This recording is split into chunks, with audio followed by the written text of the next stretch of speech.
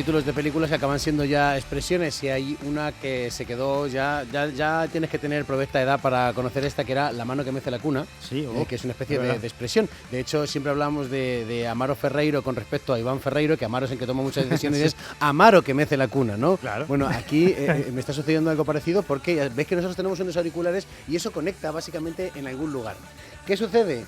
Que yo tengo aquí joder, la verdad que justo en este lugar parece un poco un lugar muy particular, pero justo aquí hay un... Bueno, es otro mini jack. Hay un potenciómetro de volumen, hay otro mini, efectivamente, igual de mini, y claro, yo estoy como subiéndome los auriculares y yo, no suena. Y aquí está conectado lo que sería como una cosa, una cuota de poder, o sea, los auriculares principales... A mí, Vicente. Sí, de hecho puedes bajarlo si no te importa porque me estás matando. Claro, o sea, sí, de hecho Tere me habla a mí y además me pasa como en la vida que me piden cosas tuyas, como oye, pero os tenéis que sentar antes y digo, ¿yo qué quieres que haga? Si está hablando de Carmona, si llega -1, ¿sabes? En una situación de doppelganger o algo así. Exactamente, o sea, realmente aquí que digamos que llegan unos auriculares, se supone para la persona más responsable, creo que están bien puestos. O sea, que yo no los voy a quitar, o sea, y que se queden aquí ya para Antonio Vicente. Si quieres dárselos a Toño. Tere, tú ya le yo estoy escuchando Onda Cero, la verdad. Está muy bien. Ángel es el invitado ahora, se supone. ¿Ha sido el invitado? Me parece que sí. No lo Vale, sé. vale. Me Yo dice también te Tere. escucho. Tú se lo dices a él, ya está. Uy, A qué ti, liberado estoy. Alsina. Oh, qué gusto me da esto. Yo quiero quitarme estos cascos. Me pesa demasiado el No, poder. nada, ¿Quieres que te- ahora, lo notas, Ponte la cadena 100 o lo que sea. Voy a poner un poco de Bueno, música, hablando de venga. 100, ¡Ah! Llevamos Es que no doy 100 puntadas sin programas. libro, en esta nueva temporada. De esta nueva temporada, Claro, sí. Pues muy bien. Si nos estáis escuchando en RN Audio, ahí, tanto aquí como aquí, pues ya sabéis que llevamos 100 programas en esta temporada. Si nos escucháis en Play, Play, diréis, hombre, 100. Podemos poner el plano de Toño, que es el que tiene al fondo lo de en Play. Pues ahí Igual exageráis. pues llevamos 4. O sea que Y si lo escucháis en Radio Nacional, pues Dios sabe cuánto llevamos. O sea que desde aquí, nuestro más sincero abrazo para Christopher Nolan. Gracias por crear unas realidades en las cuales nosotros vivimos cómodos, comodísimos, ¿vale? Estoy O sea, sujetando en Play, ya yo está. solo. Ya no le saquéis más a Toño, hombre, dame plano, que encima no tengo cascos ni plano. Joder, el niño, Madre madre mía. mía. ¿Vas a querer Venga, decir algo más? Pues ya no, pues si ni siquiera. Oye, si no ni quieres tengo que hable, auriculares si ni quieres se me ha- enfoca. ¿Quieres hacer la sección tú también? No, dale tú, dale, venga, hazme karate. No a asumir que el mundo solo puede resolver sus problemas a base de conflictos, de bombas. La posición del gobierno de España se resume en 4 palabras. Cloroformo, estafa, asfixia, simulación. Hubiera molado mucho que hubiera dicho palabras aleatorias. La posición de... Se ríe, no sabe de lo que estamos hablando, porque está al móvil, pero él hace como que... La posición de España se resume en 4 palabras. Piragua, conspicuo, hojarasca, bisonte. Y en plan jeroglífico. ¿Tú recuerdas el momento en el que José Bono dijo, hemos sacado una decisión por insaculación? Que hubo un momento que era que metieron, pues eso, ¿no? O sea, que estaban metidas cosas en un saco y entonces iban sacando. Pues, Por a lo mejor, insaculación. Por insaculación, que existe. Pues podía haber hecho por insaculación. Metía palabras ¿En serio? y lo saca y a ver qué Pero pasa. esto hubiera sido maravilloso. ¿te Imagínate la acuerdas de cantidad de eso? tertu... ¿Qué? ¿No te acuerdas de eso? No me acuerdo. Sí, don José Bueno. Bueno, pues... Mira el tío cómo viene ahora. Sí. ¿Te lo estáis Sí, diciendo tele por baja o qué? Sí, pues tenemos baja todo. Perdona. Bueno, Toño. podría haber sido súper... Podría haber sido súper críptico Pedro Sánchez o podría haber optado por un mensaje a Estados Unidos e Israel, siempre con 4 palabras mucho más directo. Te voy a decir 4 palabras. Vete a la mierda. Parece, ¿no? Ese está guay. Está. Vale. Son 4. Bueno, España ahora mismo parece ser el faro del progresismo antibelicista de Europa y del mundo. ¿Será por convicción o será por oportunismo? Ahí no entro, pero Pedro Sánchez está en los informativos de todo el mundo convertido en la némesis de Donald Trump. Ni tan mal. Ni tan mal, ¿eh? España ahora mismo no es la piel de toro, es piel de capibara, piel de oso perezoso. España es plumaje de paloma blanca con una rama de olivo entre el pico y el pico. No hay entre el pico y el pico. Claro. El de arriba y el de abajo. Exacto. Que Si es todo España pico, ¿no? fuera un olor, ahora mismo sería el ambientador que echan en el Natura, que una vez fue una tienda hippie, supuestamente. Y tenía un oso, yo acostumbrado a abrazarlo y marcharme de la tienda. Claro, claro. Si Holanda es Países Bajos, España es España. Hay que patentémoslo en la oficina de patentes de nombres de países, por favor. De paz. Bueno, España no va a cooperar militarmente con Estados Unidos. Si los norteamericanos quieren hacer parada en Cádiz, Morón o Rota a tomarse un molletito de manteca colorada, que paren, pero con su coche, no en el F-14. Usted siga volando, no queremos a nadie aquí. Bueno, los ministros y el propio Sánchez se están encargando de decir esto por activa, por pasiva, por versátil, que no nos está gustando esta guerra. De hecho, si hay alguien en España que dice ¡ar!, se va a sobreentender que está hablando de Ana Rosa, que tampoco gusta mucho en el gobierno, pero menos gusta la guerra. ¿Sí o no? Sí, vale. Que la guerra es muy perra. Efectivamente, ya lo dijimos ayer, ¿no? Bueno, hay un nuevo conflicto diplomático con Estados Unidos porque la portavoz de la Casa Blanca soltaba que España realmente se está replanteando la cooperación militar. With respect to Spain, I think they heard the president's message yesterday loud and clear, and it's my understanding over the past several hours they've agreed to cooperate with the U.S. military. Qué pena no entender lo que dice, ¿verdad? Bueno, la traducción no literal es Pedro Sánchez contó su 1,90 m, se ha arrodillado ante Donald Trump. Lo decía Caroline Leavitt, que no sé si tenéis la imagen de ella, pero puede ser la protagonista de cualquier comedia romántica de los 90, tipo 10 cosas que odio de ti. Que te guste Pedro Sánchez, es una. Aparte ese es el tono del título, ¿no? 10 cosas que odio de ti. 10 cosas que odio de ti. Es como y luego un plano así que va hacia del cielo a una tienda de y al final, ropa, seguramente que al final sea una reunión de personas que se están graduando. Exacto. Y tiran el gorro. Sube hacia el arriba. dron para arriba. Tiran el mollete, ¿cómo se dice? El birrete. Eso. Perdón. Y Javi Picaeta prefiere un mollete, ¿eh? Claro que sí. Bueno, el gobierno dice a esto que escuchábamos antes, pero si no hemos hablado con nadie, ¿qué dice esta señora? Claro. ¿Qué dice esta señora? José Manuel Álvarez, el ministro con gafas del siglo de oro, en una entrevista de la cadena SER, la verdad es que se le notaba bastante escocido. Lo desmiento tajantemente, la posición del gobierno de España sobre la guerra en Oriente Medio y los bombardeos en Irán, sobre el uso de nuestras bases. No tengo ninguna gana, ni casi le diría tiempo, para especular. Tienen ellas más ganas que yo. Yo no especulo, eso es una galleta. No lo hago. La verdad es que Estados Unidos nos lleva troleando desde que dicen que el café americano es café. Todos sabemos que es el agüilla que sale de los agujeritos de abajo del macetero. Claro. Con eso se hace el café americano. Oye, ¿no te vas a meter con el Taco Bell? ¿Qué? ¿No te vas a meter con el Taco Bell hoy? Yo creo que con una vez basta. Claro. Es verdad que en este programa repetimos mucho las cosas hasta que se mueren, pero con decir que el Taco Bell pero puede irse de aquí... Estados Unidos, lo voy a decir otra vez. Estados Unidos es el engaño hasta que vas. Efectivamente, con el café siempre mola. Es como, joder, cómo molan las series esas, las que están repitiendo café todo el rato. Joder, ¿qué prefieres? ¿Más café? ¿Un café bueno o que te estén dando todo el rato agüilla del váter? Yo creo que lo hacen para el riñón. Claro. Porque como es diurético, el agua es diurética. Sí. Pues no el agua con tierra es diurética. Aquí quiero sacar el tema que ayer fui al Taco Bell. ¿Fuiste al Taco Bell? Vale. Ayer fui al Taco Bell. Vale. O sea, fui por quizá por decir, bueno, Toño lo dice de coña, pensando pero que tu es un sección puto es de asco broma. perdón por lo de asco, Efectivamente, o sea... Pero está asqueroso. ¿Quién quiere eso? O sea, poco ha dicho Pedro Sánchez. O sea, es que sitio más asqueroso con un queso rallado. ¿Qué te pediste, perdón? Un taco. No sé cómo se llama, Pringle, unas Pringles. Una fajita envuelta con un queso malísimo, todo derretido, pero mal, con una carne mala, o sea, una cosa triste, además, todo triste, con un trozo de cartón abajo como de plato. Pero entonces eso es cuando tienes mucha hambre a una determinada hora, no te imaginaba yo ahí, no sé. Fui al taller, no te conté que fui al taller de Arganda y pues, a las 4 de la tarde salí de allí con un hambre que dije, venga, lo primero que pillé ahí en un Además, habiendo polígono. ahora en España un sitio de tacos por cada calle. Ya, que pues no no, son que no, tacos. que me equivoqué. Pensé Me que eran equivoqué. empanadas argentinas, donde Me estaba he todo. equivocado y no volverá a suceder. Eso es lo que quiero decir. Vale, muy bien. Bueno, Vale, perfecto. Vale. Bueno, en este momento de conflicto diplomático del que veníamos hablando, Sí. esta sección se puede llamar Como iba diciendo. Vamos a cambiarle el nombre, no es todo mal. Como iba diciendo en Radio Nacional. Ha pasado otra cosa que coincide temporalmente y que ya excede todo el surrealismo que un solo cerebro es capaz de asimilar. La cuenta de TikTok de la Casa Blanca ha compartido un vídeo de la operación Furia Épica, un vídeo en TikTok, acompañado de la siguiente música. Atención, oídos, por favor. Right. No. Yo sinceramente pensaba que esto era coña, lo vi y digo, esto no es verdad, o sea, esto me la han colado. No.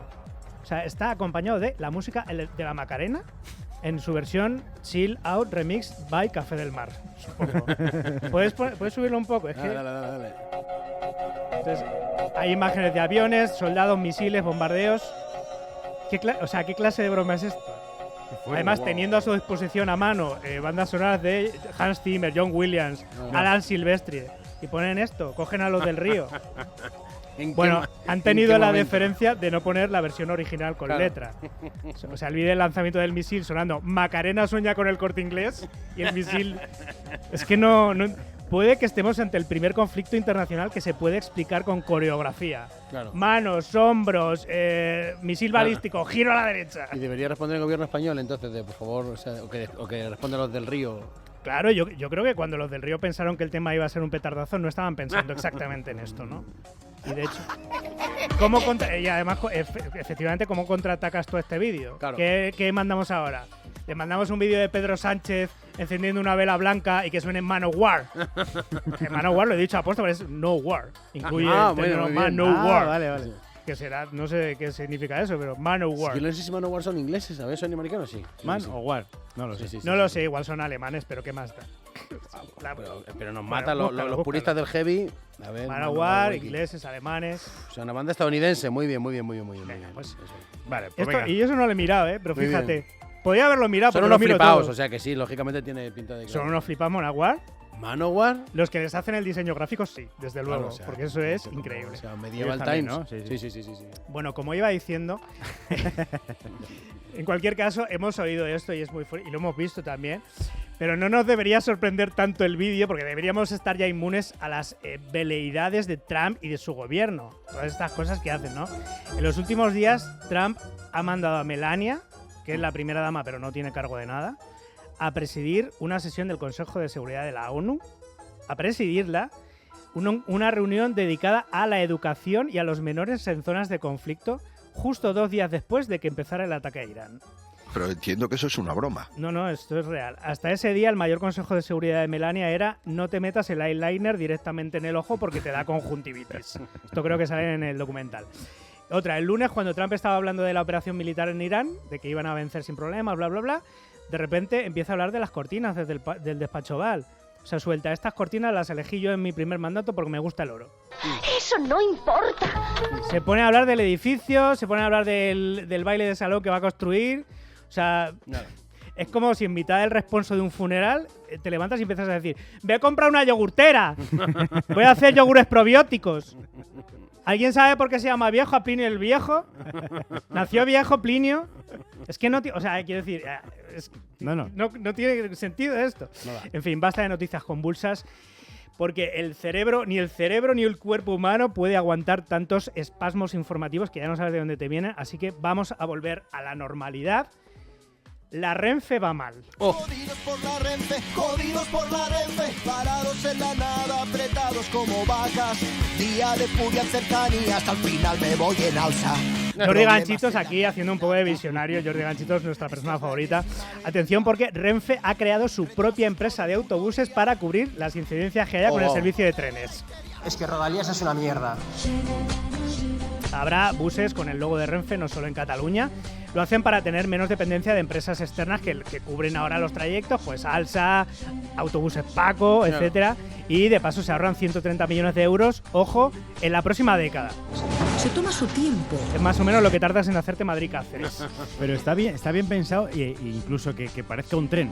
O sea, que pongan un sonido como… Claro, seguro que te dan auriculares gratis. Que el tío la cafetería está detrás. Que el conductor parezca maquinista, que tenga gorra de maquinista. Claro, que se ponga el propio traje de Renfe, que vaya por raíles, la carretera. Claro. Pero claro, que una empresa de trenes se dedica a los autobuses. ¿Tú sabes las tiendas esas de yogur helado que en invierno te dan chocolate caliente y gofres? Sí. Y dices, bueno, esto es otra cosa, ¿sabes? Bueno, esto no tiene nombre, la verdad. Y realmente no tiene nombre porque no le han puesto nombre, pero yo propongo varios namings. Busalíes. Bien. O Búscate la vida. También. Porque es un poco lo que es. O si el viaje se hace muy pesado, Bustamante. Y ya está. Con esto despido la sección. Ahí está. Como venía diciendo. Ahí está. Ahí un 20% del porcentaje de lo que salga para Toño. O sea, si ¿de lo que salga de qué? Ah, de Renfe, sí. Pues Hombre, con la de dinero que he pagado ya Renfe, no me lo van a devolver. ¿Y Telefónica te ha devuelto ya? No, eso ya está perdido. Los 50 euros de voy a entregar un autobús para ti. Ah, pues mira, no me vendría mal. Pero gracias a Bosa. Tengo ahora garaje. He puesto Fuckers, que sé que te gusta. Ah, no, espérate. Es que es FC Jukers. Lo que pasa es que es que es para gente con dislexia, como tú y como yo. Pero es que juegan con esa trampilla. Claro, son malditos. FC Jukers, que parece que es como el equipo de fútbol de UK. Ya te lo agradezco, Fútbol Club Jukers. Claro, Jukers. pues nada, Pero molan un montón. como Fontaines DC. Claro, sí, algo así, sí. Pues nada, ahí tenéis a FC Jukers. No, Fuckers, sí, Fuckers. Ya, Sí, ahora mola sí. más.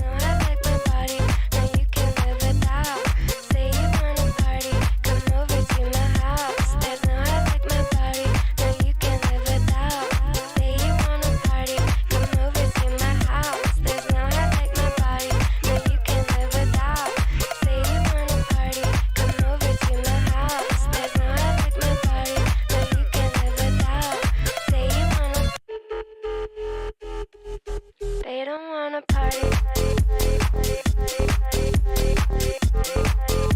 They don't wanna party.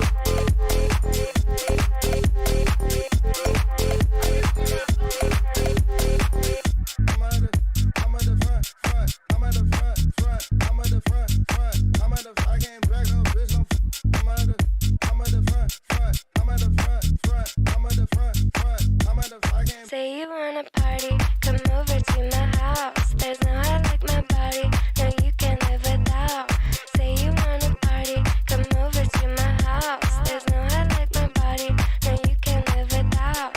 Say you wanna party, come over to my house. There's no I like my body, no you can live without. Say you wanna party, come over to my house. There's no I like my body, no you can live without.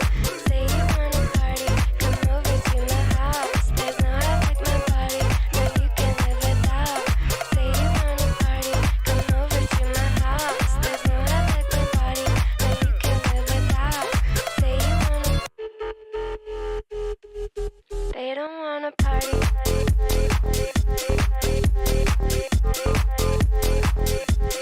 They don't wanna party.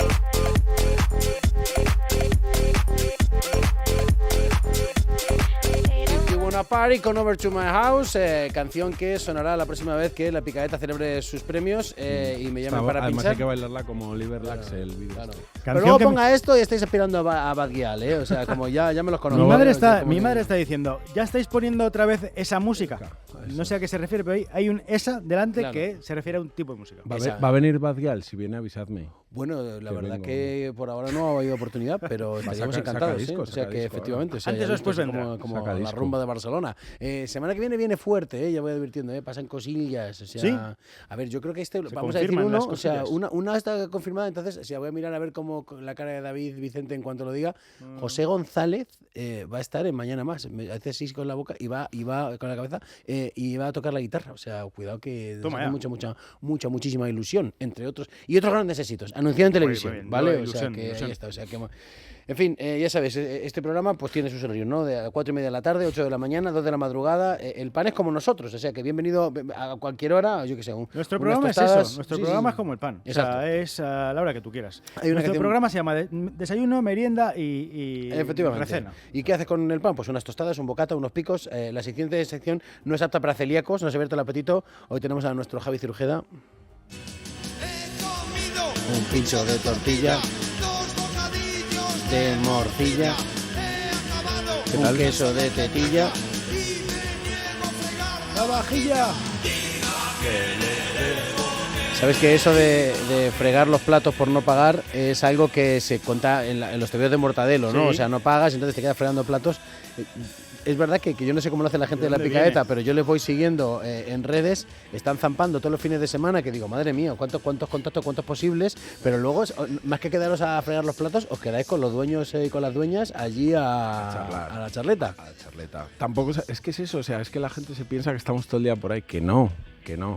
Es menos de lo que parece. Lo que pasa que en redes todo parece... Claro. es como Gran Hermano, todo se magnifica. O sea, Javi, en yo cada vez que redes. te veo, tío, siempre hay alguien que te asalta y te pregunta algo de comida, siempre. Eso es Que verdad. si un restaurante. Ahora, nada más llegar, le ha dado Elena, le ha dado su napolitana, que no hace falta que sean grandes comidas. Prueba esta napolitana y dime. Y el pobre ha dicho, pues yo qué sé, me recuerda a la de mi panadería. Estaba buena. Me ha retrotraído a la infancia. Ha sido un poco Magdalena de Proust. Pero quiero decir, si eso han sido 10 minutos que has pasado un Sí. momento a coger el guión por la redacción, imagínate tú, o sea, imagínate no, tú ya lo sabes, pero imaginaos su vida. Aquí Claro. este señor. Yo por le ejemplo. ya de Picaeta, yo ya no tiro de otro lado que no sea Javi Picaeta. Javi, Todo el día le estás pidiendo el consejo. chino bueno de Usera. Y encima el ¿Cuál? pesado, este que es más Sí, sí, pesado es con como, los restaurantes que no. ¿qué tal estás? Y yo, Ya viene.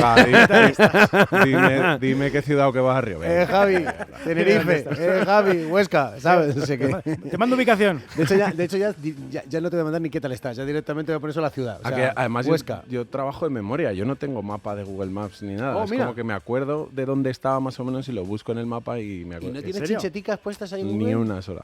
Mira el cielo así hace. Te lo ¡Restaurante! Te lo juro, no tengo chinchetas de estas. Pues tío, No sé, sería es una como aplicación, que- por cierto, increíble.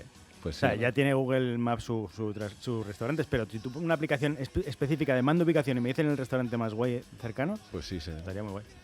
Con patrocinador. La o sea, Picaeta. cuidado, La Picaeta. La picaeta. La podría Picaeta. ser, ¿no? Ya está. Perdón, no venías a hablar de esto, ¿no? No, venía a hablar de. Porque, bueno, iba a decir hoy, mañana pasado. El 7 de marzo. Sí. En algún momento del espacio-tiempo. El 7 de marzo se celebra un día muy importante para la gastronomía, que es el Día de los Cereales. Ojo. Claro, porque no de los cereales de los cereales de desayuno, de los Kellogg's. cereales en general, del cereal. Del cereal. Porque claro, el cultivo de cereales es probablemente uno de los acontecimientos históricos más importantes junto con el fuego, puede ser. O sea, Sí, bueno, el paso del paleolítico al neolítico lo marca el cereal y no el fuego. Claro. Y no, yo qué sé. Básicamente que ya nos La quedamos rueda. nos quedábamos en los sitios porque ya Exacto. dijimos, ya tenemos para zampar. Pues... El sentarse, lo que es Exacto, el sentarse. ahí o sea, está. me siento. Porque claro, Comer. sin trigo no hay pan, sin cebada no hay cerveza, sin maíz no hay tortillas y sin avena no hay granola y entonces no puedes decir que desayunas algo healthy y cool, ¿no? Que ahora se ha puesto de al moda final porque la- si no, o sea, como era birra, tortilla. No, Javi, y que en realidad para la cocina es muy importante porque cuando tú eres cazador-recolector y estás comiendo un poquito de cada cosa, no pasa nada por no cocinarla. Claro. Pero cuando solo tienes todo el rato el cereal, tienes que hacer el pan, la rosquilla, el churro Claro, y todo lo exacto. demás. Claro. Claro, pues tú puedes cazar, pero si no lo puedes, te puedes hacer un bocadillo, coño. ¿Qué cocina es esa? ¿Qué es esto? Claro, claro. Y bueno, pero vamos a empezar hablando de cereales, de los del desayuno. Decidme vuestros favoritos, o sea, esos que igual ahora no tomáis, pero esos que Smacks, yo recordáis. mi biografía nace con Smacks de Kellogg's, luego pasa por Frosties y ahora ya estamos en avena con cosas que no suban la glicada. Exacto. ¿Y tú, Carmona? Puedo pedir que me bajes la música y si me puedes poner reverb te lo agradezco. He flipado. Otra vez la pandilla. No, otra vez. Sí, otra vez la pandilla se ha dormido y el caimán el desayuno se ha comido. Este caimán se la está buscando. Nadie se lleva mis Choco Crispies nadando. Oh yeah. Vale, me ha quedado ¿Tú claro. crees que va a Choco haber un Crispies, momento en el que yo voy a morir y no voy a saber el nombre de mi descendencia? Hombre. Y sin embargo, si alguien me dice otra vez la pandilla se ha dormido, terminaré esa canción. Esa canción. Estaréis a la resistencia con otro que esté diciendo, sí, los Frosties, el desayuno de los campeones. Claro, claro. Si te sabes esa canción, hay que revisarse bastante la próstata. ya, Exacto, ¿eh? o sea, míralo cómo Oh. se lo sabe. Oh, por fin, el aprendiz del maestro, su propia medicina. Es verdad que pasé de Choco Crispies a Chocos, nunca sé muy bien por qué, porque era básicamente lo mismo. Pasé del mono al oso. Ya, misterios de la ejida. ¿Qué quieres, Y Javi? sucedió también Nada. que, por cierto, ya aprovecho el tiempo que me estoy dejando libre, te puedes tomar un tazón de Choco de Crispies, pero yo no puedo tomarme dos. O sea, luego te quedas con hambre de más, pero ahí ya... Es que los te empachas. Choca Crispies como que impregnan la leche y Claro. es como si te tomases un colacao y cereales Claro. a la vez. ¿Qué Una tendrá maravilla. eso? Madre de Dios. Pero bueno, os voy a contar la historia de los cornflakes, ¿vale? Venga. Que mola bastante, la verdad. El del gallo. Sí, los míticos del Sí. gallo. Estamos finales del siglo XIX en Estados Unidos, en Michigan, en la ciudad de Battle Creek. Existía uno de los sanatorios más famosos de la época. Allí acudía a todo tipo de personas, tanto con bastante pasta como ¿Con poca? con poca. O sea, era muy conocido iban en busca de salud, disciplina y regeneración moral. Ostras. Ojo. un poco El todo. centro estaba dirigido por John Harvey, un médico de la Iglesia Adventista del Séptimo Día, Qué gana de que él. era protestante y tenía una lectura muy literal de la Biblia y una fuerte preocupación por la salud física. El cuerpo era un templo que debía mantenerse puro, limpio y disciplinado. Promovían el vegetarianismo, la abstinencia de todo tipo, no tomar tabaco y entendían la alimentación como una herramienta espiritual. O sea que, vamos, que John Harvey, si entraba a una cafetería, empezaría a decir esto seguramente. Mira al otro lado, panza, panza, panza, mileurista, mileurista, mileurista. Es como, fuck, yo no puedo durar mucho aquí, ¿sabes? Era un poco el Yados, ¿no? De la época. ¿Por qué habla Yados así? O sea, habla como con una forma extraña. Masivo, decía masivo, iba diciendo masivo. Bueno, John estaba convencido de que muchos de los males de la sociedad tenían el origen en la dieta, ¿no? En la carne roja, el café, las especias, el alcohol, porque alteraba el sistema nervioso y, según él, despertaba impulsos poco virtuosos. Entonces, él tuvo una solución radical, que es diseñar una dieta lo más blanda posible. Y empezó a experimentar con cereales junto a su hermano Will Keith. Dejaron trigo cocido reposando más de la cuenta. Estoy esperando que diga Kellogg en algún momento, pero no. Ya, algún Kellogg aparecerá. Cuando intentaron procesarlo, ¿no? el trigo, en vez de obtener una masa compacta, se fragmentó en láminas. Tenía una textura crujiente, era fácil de conservar, se podía servir rápidamente, se podía mezclar con leche, con agua. Entonces empezaron a perfeccionar la técnica, probaron con maíz y comenzaron a servir eso a los pacientes. Pero claro, cuando algo funciona, pues ¿qué aparece? El capitalismo. Hola, el capitalismo. ¿No le echaban azuquiqui ya y todo eso? No. ¿Cómo le van a echar azúcar? ¿Cómo le iba a echar aquí John azúcar? Claro, pero Will tenía ese instinto empresarial y empezó a darse cuenta de que eso se podía vender de puta madre. Tenía mucho potencial, Estados Unidos estaba cambiando, ¿no? Las jornadas laborales eran más largas, había menos tiempo para cocinar y un desayuno de llegar, despertarte y echártelo al cuenco era la leche. Pero claro, sin querer, totalmente involuntario. Claro, John no quería convertir esto en un negocio, ¿no? Él tenía como sus creencias muy metidas y su hermano estaba con la opinión contraria, ¿no? O sea, esto hay que venderlo. Pero claro, para venderlo había que hacerlo más sabroso, había que meterle azuquitar. Entonces la tensión fue creciendo. ¿En la familia? En la familia, por lo que sea. La tensión arterial solo en uno de los dos hermanos. Se acabaron separando y el hermano menor, Will, fundó su propia empresa, perfeccionó la receta, la empaquetó y la lanzó al mercado. Y como sois unos cabrones, que me habéis hecho un spoiler, ¿cómo se apellidaban ellos? Amigo, claro. Kellogg, claro, Frosties. Crispies. Claro, John ellos Kellogg. eran los hermanos Kellogg's. O sea que los cereales que hoy se anuncian con dibujos, con mucho azúcar, ultraprocesados, o sea, vienen de un sanatorio religioso con y la intención de esos cereales eran enfriar las más bajas pasiones, ¿sabes?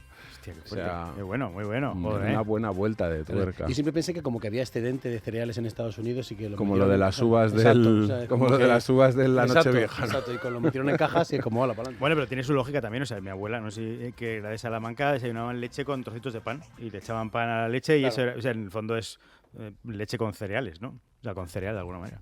Bueno, así como... No, pero no un cereal adaptado, sino el pan seco de ayer. Claro. Que Que por lo mismo la sopa de ajo serían sopas con Claro, cereales. lo mismo. Ah, Claro. No, y es aprovechar el cereal que tienes de mil maneras para comértelo. Es lo mismo, es lo que decíamos del neolítico, es coger los cereal y en vez de dejarlo que se pudra, comértelo de la manera que puedes. Exacto, así. Eso es la cocina. Y la historia de la humanidad y de la cocina y tal. Y bueno, ahora os voy a poner otro. Tú has dicho un anuncio de cereales, ahora os voy a poner otro a ver si lo recordáis.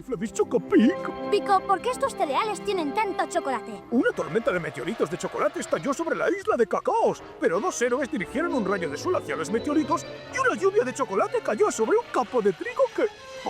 se convirtió en chocopí. ¿Os acordáis de este anuncio o sois jóvenes? Sí. No somos jóvenes, Yo sí estaba. pero yo tengo Alzheimer ya, estoy más allá del... Yo estaba. Al otro lado. Había como varios y todo acaba en pasó algo que el trigo se convirtió en chocapic. Exacto. ¿No? Entonces voy a contar una historia, aunque un poco más trágica, similar de algo que se convirtió en otra cosa. Dios. Vale. Lunes iba a decir. Londres, 17... Bueno, igual era lunes, puede ser. 17 de octubre de 1814. En el barrio de St. Giles funcionaba la cervecera Meux & Co., que estaba especializada en cerveza porter, que es esta cerveza negra muy típica de Reino Unido. Sí. Entonces, la fábrica tenía enormes cubas de madera llenas de cerveza y estaban reforzadas con aros metálicos. Algunas de estas cubas alcanzaban los 6 metros de altura y contenían cientos de miles de litros. Un día, uno de esos aros de hierro se rompió. Era algo que solía pasar, pero no se rompía la cuba. Pero en este caso, la cuba estalló. El estallido de una cuba hizo que el resto estallasen y en cuestión de unos segundos, más de 1 millón de litros de cerveza negra se liberaron de golpe por todo el barrio de Londres. Bueno, dice. Derribó el muro de la fábrica, arrasó varias viviendas. Se dice que hubo 2 calles enteras que se llenaron de cerveza y fallecieron 8 personas. Lo más curioso vino después. Un tsunami de cerveza. Un tsunami de cerveza. La muerte por cirrosis. Exacto, sí. La borrachera instantánea. La borrachera. ¿No? Pero lo más desconcertante vino después y es que, claro, los vecinos denunciaron a la fábrica y el jurado dictaminó que esto fue un acto de Dios. ¿Qué? Anda. Un accidente inevitable, o sea, era algo que Dios decidió que pasase.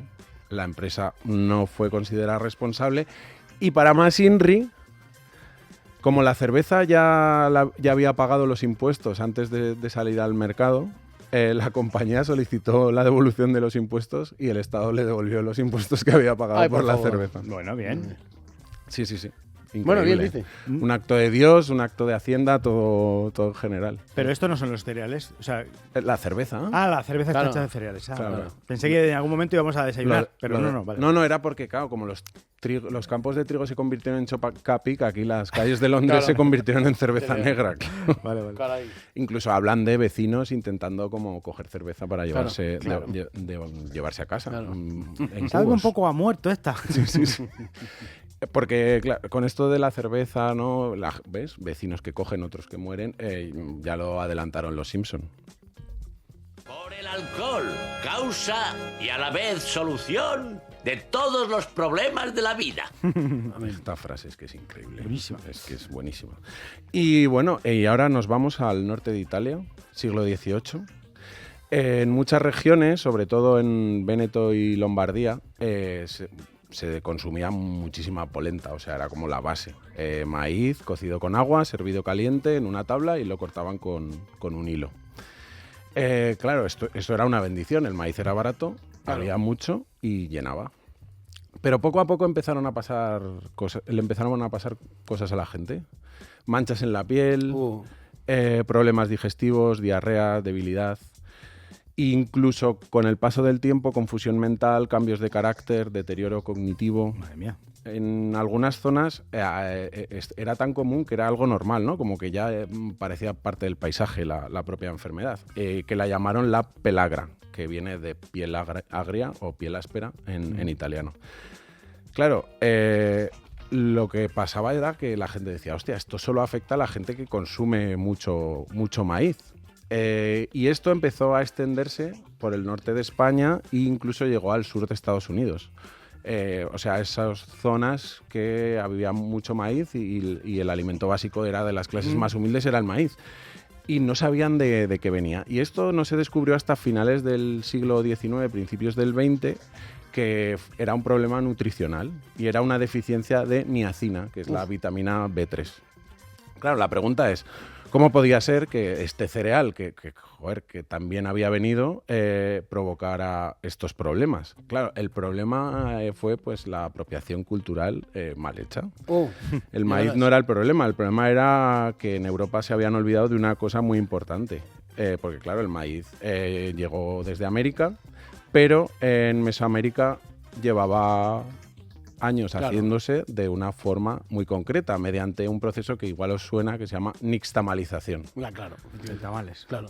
El grano se cocía en agua con cal o ceniza alcalina, se dejaba reposar y después se lavaba. Claro, y ahí... Ese proceso hacía que se liberase la niacina, haciéndola absorbible para el cuerpo humano. Claro, si no... Claro, en Europa se adoptó el cultivo, pero no se adoptó el procedimiento. Yo sospecho que no sobreviviría mucho porque no sé qué es y qué no es cereal dentro de algunos productos. Ahora viene. Pues dale, vamos a ir por ahí. Ve. Porque vamos a hacer un juego.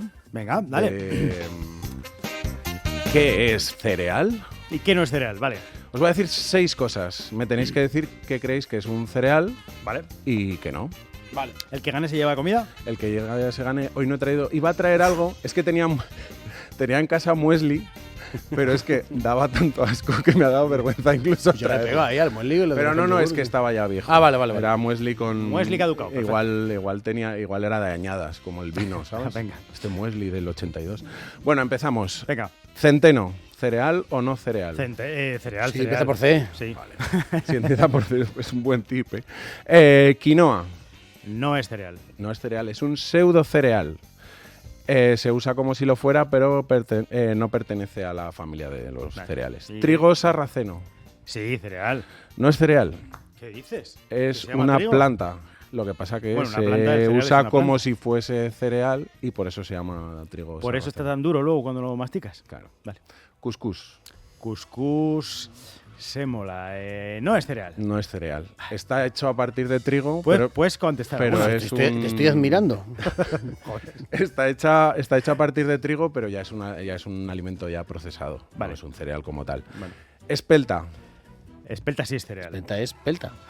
O sea, aquí se demuestra quién es la espelta en cereales hoy, que Santo Vicente. Porque tú no estás... Es una espelta, sí. Se demuestra quién tiene diabetes y quién no. Estoy viendo volar las balas, más. Venga. Y vamos a acabar con la chía. La chía... El pasado perfecto, chía, ya fue. Chía, ya fue. Vas a hacer bromas con todo. No es cereal, yo digo que no. No es cereal, es una semilla... Está en condicional, perdón. Además es súper curioso porque, por lo que he leído, es una semilla de una planta de la familia de la menta. La chía. Sí. Ni la chía ni la quinoa saben a comida. O sea que... Quinoa ecuatorial. Bueno, venga. Gracias, Javier Picaeta. Todo cuando queráis. ¿Alguien quiere hacer una broma más? No, ya está. No, bien, ¿de acuerdo? nada, ¿Lo tenemos? Pues nada. ¿Quieres recomendar tu programa y todo eso? Sí, La Picaeta, cada 3 semanas. Y ahora tenemos otro podcast de arroces que se llama La Picaella también. Claro, están patrocinados. Ese está patrocinado. Y no miréis solo los reels, escuchad el programa, hombre, por favor. Hombre, por favor. Gracias, Javier. Y en YouTube también. Claro, tío. Ay, yo es que no tenía ni...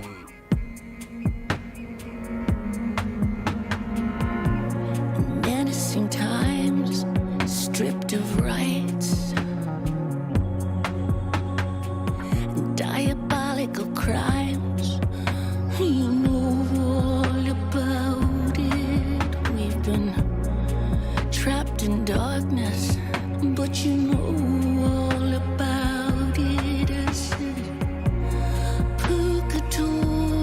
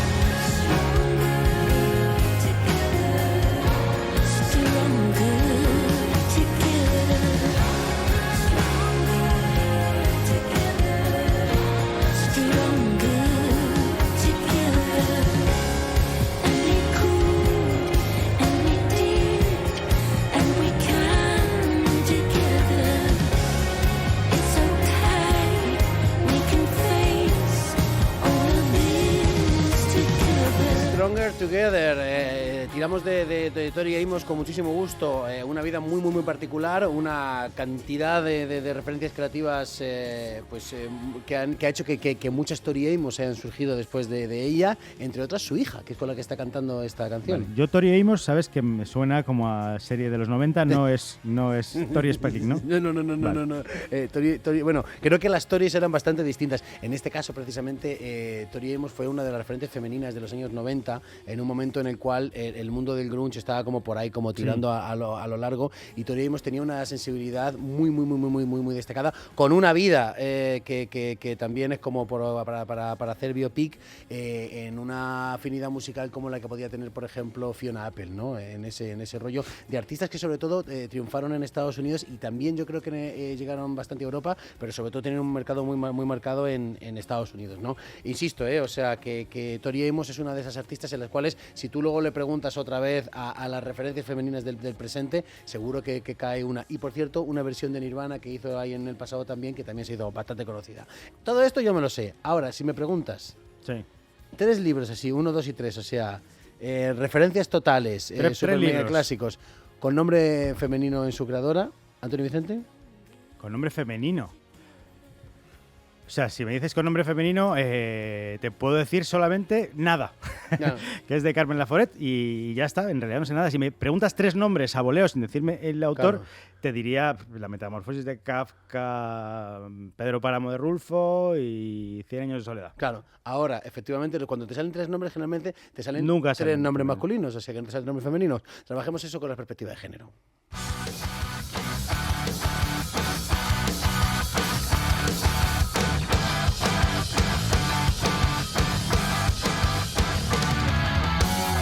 I'm a bad person, you don't like me.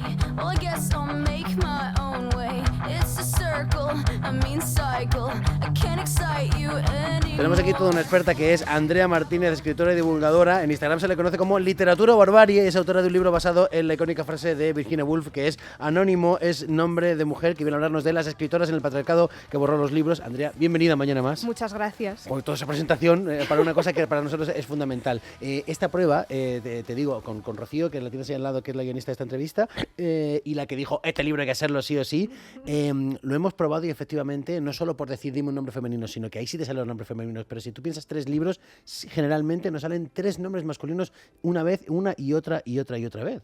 De hecho, en el libro recojo una entrevista sobre el autor más remarcable del siglo XX y la mayor parte de gente no era capaz de decir una mujer. Y hay muchas. Claro, hombre, y lo que hay dices, muchas en todos los siglos y las vamos olvidando. Y lo que dices tú de anónimo, que tú piensas en anónimo y piensas siempre en un hombre. Yo, el Lazarillo de Tormes, sé que es anónimo y pienso que es un tío. Es inevitable. No sé si porque anónimo acaba no, también no ayuda mucho, pero seguramente, probablemente, los anónimos son mujeres. O sea, precisamente lo que la historia demuestra y lo que cuenta tu libro es que precisamente quien se ha tenido que esconder o poner en un segundo plano son mujeres.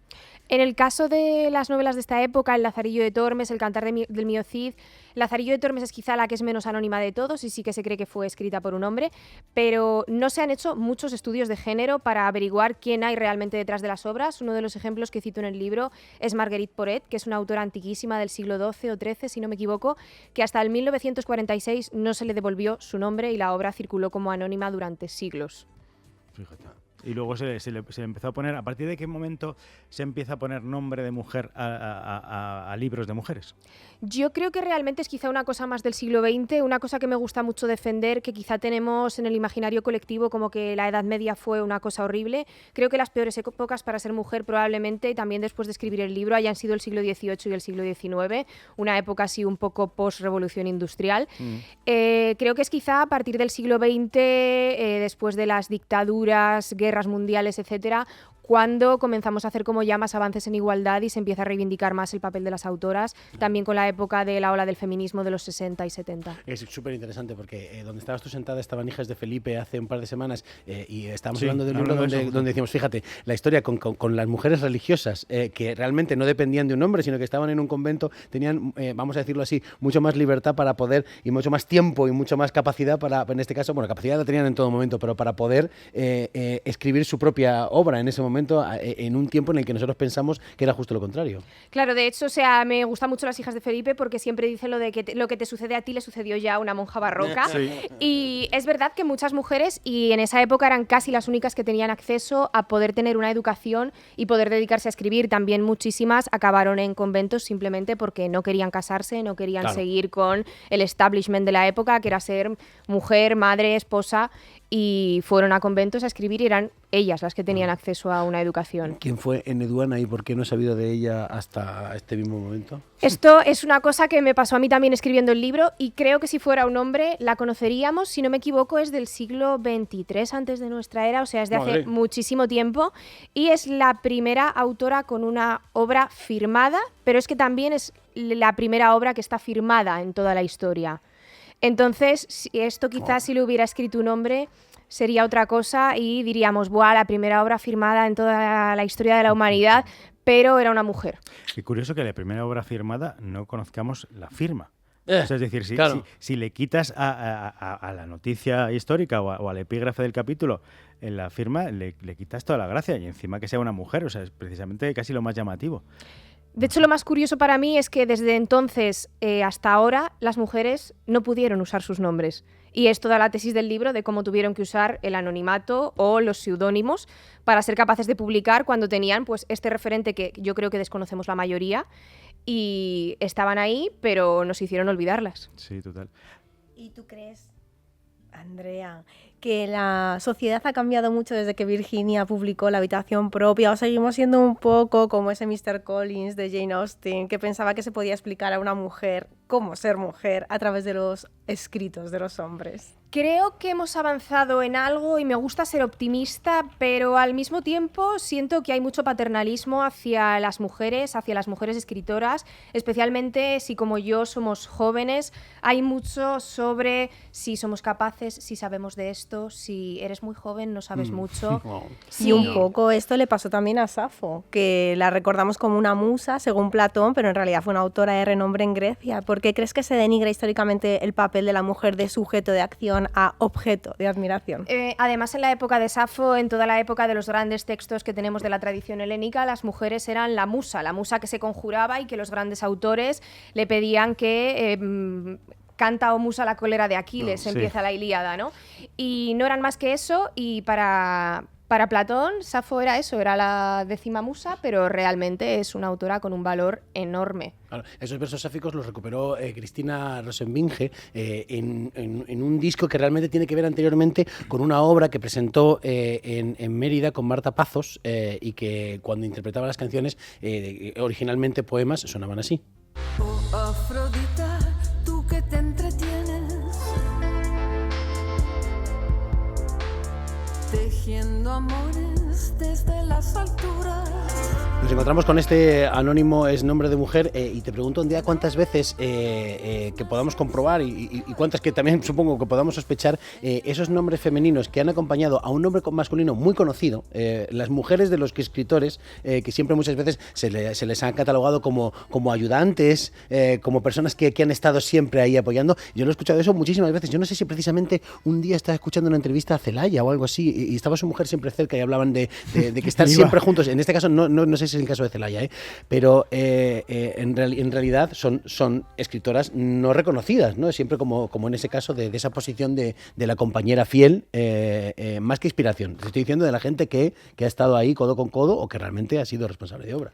De hecho, quedan muchas relegadas a la figura de sus maridos, siendo ellas también escritoras. Uno de los casos que menciono es el de Zelda Fitzgerald. Scott Fitzgerald le leía sus diarios, cogía pasajes de sus propios diarios para sus obras, le prohibió publicar un libro de una anécdota personal de ambos porque él quería escribir un libro sobre eso y no quería que Zelda lo publicara. Y lo terrorífico es que Zelda estaba conforme con ello, o sea, pensaba que el genio de su marido era superior a ella, pero no solo este caso, también tenemos en España a María Alejárraga, que firmó sus obras con el nombre de su marido y no fue hasta que publicó una autobiografía que pudo reivindicar sus escritos. Y luego también, lo que comentabas un poco, todas las que están detrás de sus maridos, las mujeres de Tolstoy y de Dostoyevsky, que se encargaron no solo de ser las amas de casa, de cuidar del hogar, de tener, creo que la mujer de Dostoyevsky tuvo con él 13 hijos, de cuidar de los 13 hijos, sino que fueron editoras, fueron mecanógrafas, cuántos textos de hombres que tenemos como clásicos y como los más relevantes de su época se hubieran escrito si no hubieran tenido una mujer detrás que necesitaban que estuviera detrás, porque si no ellos no hubieran podido ser escritores. Y Silvia Plath dijo algo muy a tenor de esto, que es: no me gusta ser una mujer porque debo hacerme la idea de que no puedo ser un hombre. Al final parece que el anonimato sí que es ese lugar seguro para tener cierta libertad narrativa y ser considerada autor. De hecho, a Silvia le pasó esto y ella era una persona súper ambiciosa y no quería que su genio creativo se apagara. Y estuvo mucho a la sombra de Ted Hughes, que fue su marido y que también hizo de todo con ella. Recortó sus diarios, los diarios de los últimos 3 meses antes de su suicidio hizo que desaparecieran. Él eligió cómo se publicaban sus poemarios y decidió que la imagen que nos llegara de Silvia Plath fuera la de una suicida, cuando realmente Silvia fue una autora brillante y es un referente del feminismo, el que os mencionaba de los 60, 70 y hasta el día de hoy. Incluso nombres, o sea, la verdad me aventuro a decir, pero ayúdame, ¿no? O sea, como George Sand, que acaba teniendo un nombre masculino y comprobamos que para nada tenía ese nombre original, o Mary Shelley, que inicialmente, si no me equivoco, no publicó Frankenstein con ese nombre, ¿no? De hecho, la primera edición de Frankenstein que se publicó era anónima, el prólogo era de Percy Shelley y todo el mundo creía que la obra la había escrito él. No fue hasta unos años más tarde que reivindicó su autoría, pero hace poco estuve en Roma y estuve en la Kids Shelley House, que está en las escaleras de la Plaza de España, porque a ellos les encantaba Italia, y hay un ejemplar de Valperga, que es otra de las obras de Mary Shelley, de las que están expulsadas del canon, porque Frankenstein lo tenemos integrado, pero el resto de sus obras, que tienen un análisis muy feminista, no se han integrado dentro del canon, por lo que sea. Y vi un ejemplar de Valperga, una primera edición, en la que aparece como por la autora de Frankenstein, o sea que ni siquiera ese estaba entonces con su nombre. Perdón, ¿qué es el canon? O sea, ¿qué significa? O sea, que parte de una referencia literaria de una persona que se expulsa de su catálogo. Claro, tenemos el canon como el conjunto de obras. Por ejemplo, en mi caso sí que me he centrado mucho en el canon occidental, que es el que conocemos, el que ha establecido pues las sociedades europeas. Y el canon es el conjunto de obras que por su excelencia o trascendencia temática han llegado hasta nosotros. Vale, los clásicos. Efectivamente, parece que es un poco una entelequia, pero realmente el canon llega por críticos, periodistas, otros autores que son los que eligen qué obras son las más importantes para nosotros y generalmente suelen ser hombres que eligen obras de otros hombres. Y es por eso que hoy en día seguimos viendo autoras como J.K. Rowling o C.J. Tudor que siguen omitiendo su nombre de mujer para que su obra no sea considerada menor o de chicas. De hecho, C.J. Tudor, ella escribe sobre crímenes y terror. Pasa con muchísimas autoras en la actualidad. Un ejemplo que me encanta es el de B. Schwab, que se llama Victoria, y en una entrevista le reconoció que en una firma de libros un fan le dijo que le gustaban sus libros, pero que jamás los hubiera leído si hubiera sabido que era una mujer, como utilizaba sus siglas. Realmente, si no indagas mucho y vas a una librería, R.F. Kuang, así a priori no sabes si son hombres o son mujeres, entonces quizá te compres el libro y tienes que llegar a la mayor parte de público, que es por eso que muchas mujeres utilizan siglas en géneros como la fantasía, que se suelen creer que son como más masculinos. Esto está claro, ¿eh? Andrea Martínez, anónimo, es nombre de mujer. Permíteme que te vayamos preguntando por la serie, una serie de nombres, por favor, y ayúdanos así como a grosso modo, tristemente, esto es lo que estamos diciendo cuando notas que esta música indica que estamos terminando la entrevista. ¿Quiénes fueron algunas de esas personas? Por ejemplo, Helena de Troya. Aquí, son los personajes femeninos que han llegado hasta nosotras y Helena de Troya deja de ser una mujer con derechos, con integridad y pasa a ser la zorra, la puta, la causante de la guerra. Y en contraposición tenemos a Penélope, que espera, sí. Que es la mujer que espera, pero es la interpretación que ha llegado a nosotros, porque Penélope es una mujer súper astuta que está 20 años tejiendo y destejiendo un sudario en su telar para no tener que volver a casarse. Claro. ¿Y por qué elige un telar? Porque los hombres no tenían ni idea de cuánto se tardaba en hacer eso. Y se la desposee de su inteligencia y es lo que llega luego a los siglos XVIII y XIX del ángel del hogar, de la buena mujer que tiene que quedarse en casa. De la brujería tendríamos muchísimo que hablar y ya hemos hablado de realmente mujeres científicas interpretadas como brujas, pero ya siquiera la parte estética, ¿por qué son feas? Este es uno de mis capítulos preferidos del libro y es al respecto de la mirada masculina, que creo que hablamos mucho de ello en el cine, pero también se da en la literatura. Yo creo que es muy fácil identificar qué personaje femenino ha sido escrito por un hombre y por una mujer, por la complejidad, por la forma de mirar, y hay mucho sobre la estética y la belleza, y yo en este capítulo me centré en cómo somos vistas, cuando somos deseables y cuando no, Y el deseo va muy asociado a la independencia de la mujer. Las brujas son feas y porque son independientes, porque no queremos aspirar a eso. En cambio, los personajes tristes, deprimidos y enfermos femeninos siempre se escriben como mujeres deseables, porque eres frágil, eres débil y necesitas de la figura de un varón, mientras que las brujas son independientes, ayudan a otras mujeres, pero quizá no quieres ser como ellas porque eres un monstruo, no eres deseable. La siguiente no la conocemos tanto, pero quizá deberíamos. Cuéntanos, por favor, Andrea, ¿quién es la tía Maruja? Bueno, la tía Maruja es el motivo por el que yo decidí escribir este libro, porque he de decir que me ha gustado muchísimo poder reivindicar a muchísimas autoras desconocidas, anónimas, pero la tía Maruja es parte de la historia de mi familia. La tía Maruja era la hermana de mi bisabuelo, eran de clase obrera. La tía Maruja militó activamente durante la Guerra Civil, se tuvo que esconder muy lejos de su hogar después del final de la guerra, durante el franquismo, y fue una mujer que, a pesar de ser de clase obrera, aprendió a leer y a escribir. Pasó toda su vida escribiendo poemas, muchísimos poemas, y cuando falleció se los dio a la mujer con la que siempre vivió para ver si podía publicarlos. Yo he tratado de investigar si lo consiguió, por lo que sé no ha sido así. Y bueno, supongo que no era fácil publicar la obra de una mujer lesbiana y republicana en aquella época, pero es el motivo y es el final de mi libro, que es un poco spoiler, pero ella era anónima, pero tenía nombre y se llamaba Maruja. Pues esa persona, esta Maruja, está en ese Anónimos, nombre de mujer, de Andrea Martínez. Andrea, tú has traído una serie de libros. Si quiero que sea, podrías mostrar en cámara esos libros y decir los títulos para hacer esa recomendación. Ya hacemos un completo, o sea, para que no nos vuelva a pasar lo de elige 3 libros y que no digamos un nombre femenino. Bueno, pues empezamos con un par de ensayos, el que ha sido esencial para mi libro, Una habitación propia, de Virginia Woolf, que rescata muchísimos nombres de autoras femeninas. Después, Cómo acabar con la escritura de las mujeres, de Joanna Russ. Este lo descubrí mientras estaba en el proceso de escritura y revisa muy bien todo lo que hablo de cómo el canon literario ha expulsado a las mujeres de la literatura. Y ya pasando a la parte de ficción, uno de mis libros favoritísimos, que Siempre hemos vivido en el castillo, de Shirley Jackson, una novela muy oscura, un poco loca, desquiciada, con un personaje femenino protagonista brutal, que sigue la línea del gótico femenino de los siglos XVIII y XIX y creo que es esencial para entender la literatura de terror en la actualidad. Después nos vamos un poco más atrás con Orgullo y prejuicio, de Jane Austen, que creo que es un libro que no pasa de moda y que nadie se crea que es una tontería ni es una historia de amor banal. Aquí hay muchísimo protofeminismo y es un texto de un valor importantísimo para la tradición europea y, bueno, del mundo entero. Y por último, uno que me encanta, que también hablábamos de Penélope y Helena, y es Las mil naves, de Natalie Haynes, que es una autora maravillosa, tiene muchísimos textos al respecto de feminismo y obras clásicas, y revisita a muchos personajes femeninos de la Ilíada o la Odisea y les da su voz. Dejan de ser la musa.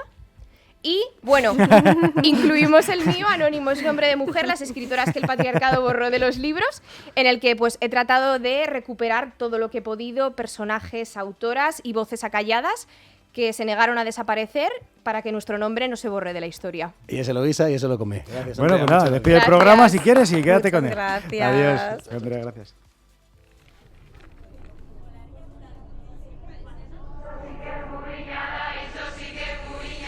Marxava sol i au despertar 4 chamadas sen contestar. Que onde vou, que vai xa, que poñas galas do día dominical. É unha cuestión quasi estatal, ir coas amigas facer comunidade. Que onde vas, que veña xa, e bla bla bla bla bla bla bla. Unha noite no muiño, unha noite non é nada. Unha semaniña inteira, unha semaniña inteira. Iso sí que é muiñada, iso sí que é muiñada.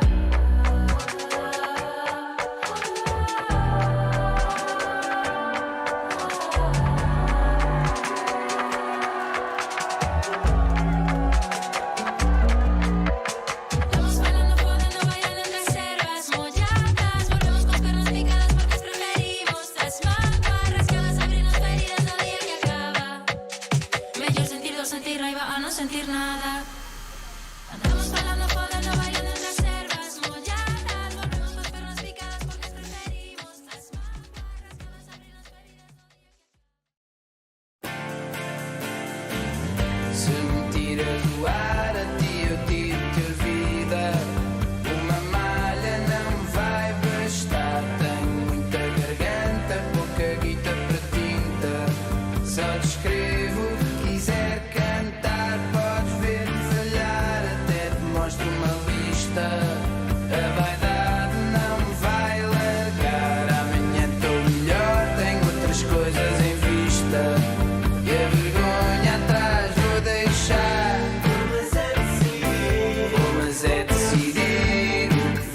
parecer. Não quer dizer que é o que vai ser. Mas é decidir o que vou parecer. Não quer dizer que é o que eu vai ser. Amanhã tô melhor, mas ontem tive na merda. Sem emenda para variar. Já não vou entregar o peso desta encomenda. Com trabalho hei de compensar. Faço caras ao espelho, todas postas à venda. Espero que o preço venha a aumentar. Já nem sei se esta letra alguma vez vai estar certa. São só sílabas para te enganar. Mas é decidir o que vou parecer. Não quer dizer que é o que vai ser. Mas é decidir o que vou parecer. Não quer dizer que é o que eu vai ser.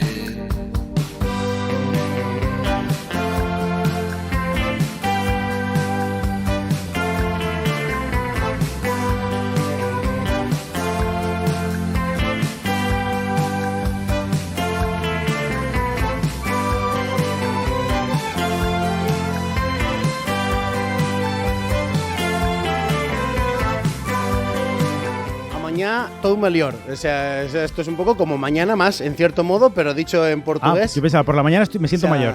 Amañá es mañana. Estoy viejo. Sí, pues así nos sentimos muchas veces nosotros. Es una canción que pertenece al repertorio de un grupo llamado Capitão Fausto. Eso significa que cuando digo capitán, es que ya son de otro lado. Claro, un español, si hace el servicio militar en Brasil, tiene ese punto, va a cascar guardias, cada vez que dice capitán, va a reírse, y entonces el capitán se va a enfadar.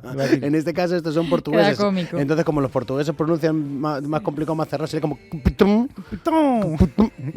Entonces, Si algún día esta gente viene a este programa, ¿ellos hablan español o hablaremos...? Tú sabrás que era la guionista de esa entrevista dentro de una pues semana. es que tenía cierta duda. O sea, ¿Les tengo que hablar portugués? Claro, aquí tenemos un problema, Elena. Yo chapurreo un portuñol que me ha sacado vivo de una favela, pero que no me permite hablar con un portugués. Ya. O sea, ¿qué hacemos? O sea, si yo me lanzo El ahí como en mi portuñol... No veo otra. Se va a lanzar, Helen. O sea, se va a lanzar, ¿no? Pongas Se lo va que a pongas lanzar, el guión, claro. él va a ponerse a hablar en portugués. Sí, yo te he inventado. escuchado defenderte bien en portugués. A ver, hay una ventaja que es que los portugueses hablan español perfectamente. O sea, Así 9 de también. cada 10 portugueses hablan español perfectamente. Vale. 2 de cada 10 españoles piensan que hablan bien portugués porque son gallegos y piensan que el gallego y el portugués es lo mismo y no es lo mismo. Pero vale. ¿Y los de Alcalá de Henares? Los de Alcalá de Henares estamos como vamos. Entonces yo de repente, de hecho yo tengo un amigo portugués, Gonzalo Castro, del que hemos hablado mucho, y yo siempre le intento hablar en portugués todo el rato. Y un día le dije, Gonzalo, del 1 al 10, ¿qué me pones? ¿No? Y el tío, un 6. Y yo sí, él me puso un 6. O sea, es que me está poniendo un 3. Pero Claro, vale. total. En fin, o sea... Pues Compasión por compasión. hay misión, ¿no? Advertimos, por cierto, que Capitán Fausto vienen a Madrid a tocar y creo que a más sitios de España y merece mucho la pena, que al final estamos siempre con los mismos. Pues venga, pues sí de las bandas portuguesas, que siempre se agradece mucho. Venga, Mola dejadme hacer mucho, mola mucho. una seccioncita Venga, corta y me vale. voy, ¿os importa? Venga, no.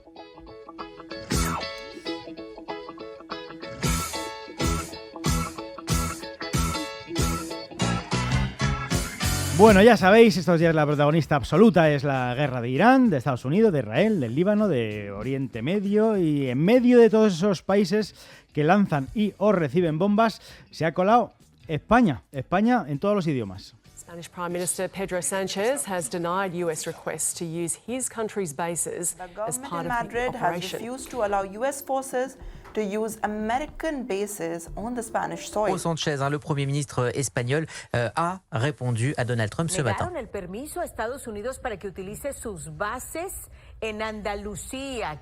En Andalucía, esa, si veis la pieza entera, el señor no sabe ni que había bases. Es como, parece que desde hace unos años hay como un sitio que pueden aterrizar. En fin, no era fácil, pero ante una guerra que nos hace sentir a todos un poco más pequeños, de alguna forma se ha colado esa cosita interior que se llama ego, y ahí estamos. Salimos en la noticia de los españoles, qué ilusión para algunos, qué vergüenza para otros, y a esta hora cientos de tertulianos analizan el movimiento de Sánchez, algunos como si fuera el diablo, Algunos por el diablo.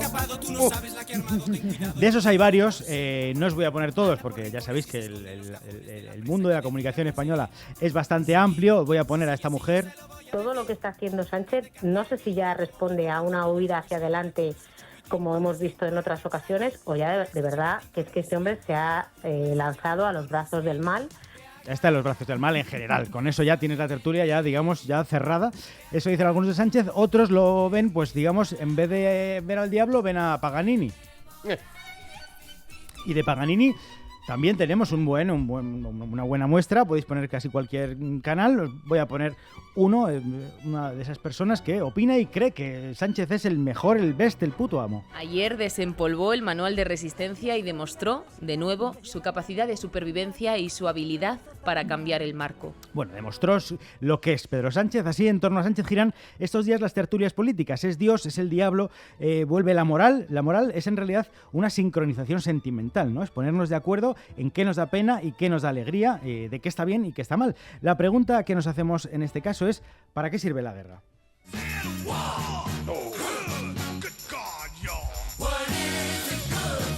Pues Edu Bienestar decía, ¿para qué sirve la guerra? Para absolutamente nada, pero puede que no todo el mundo esté de acuerdo. Al quedarse Sánchez con el no a la guerra, deja a la oposición un papel complicado, porque claro, tiene que decir, la guerra, no tanto como sí a la guerra, pero la guerra no es tan mala, ¿no? Claro. Feijóo lo intentaba desde un hueco muy pequeño, y me recordaba un poco al pádel, o sea, como en un hueco que te queda de la pista, que es, quiero defender la guerra, pero no quiero decir que la guerra es buena. Tienes que rebotar hacia atrás, que vaya claro, para tienes que darle para el lado claro. contrario, ¿no? Entonces, ¿cómo juegas al pádel o qué?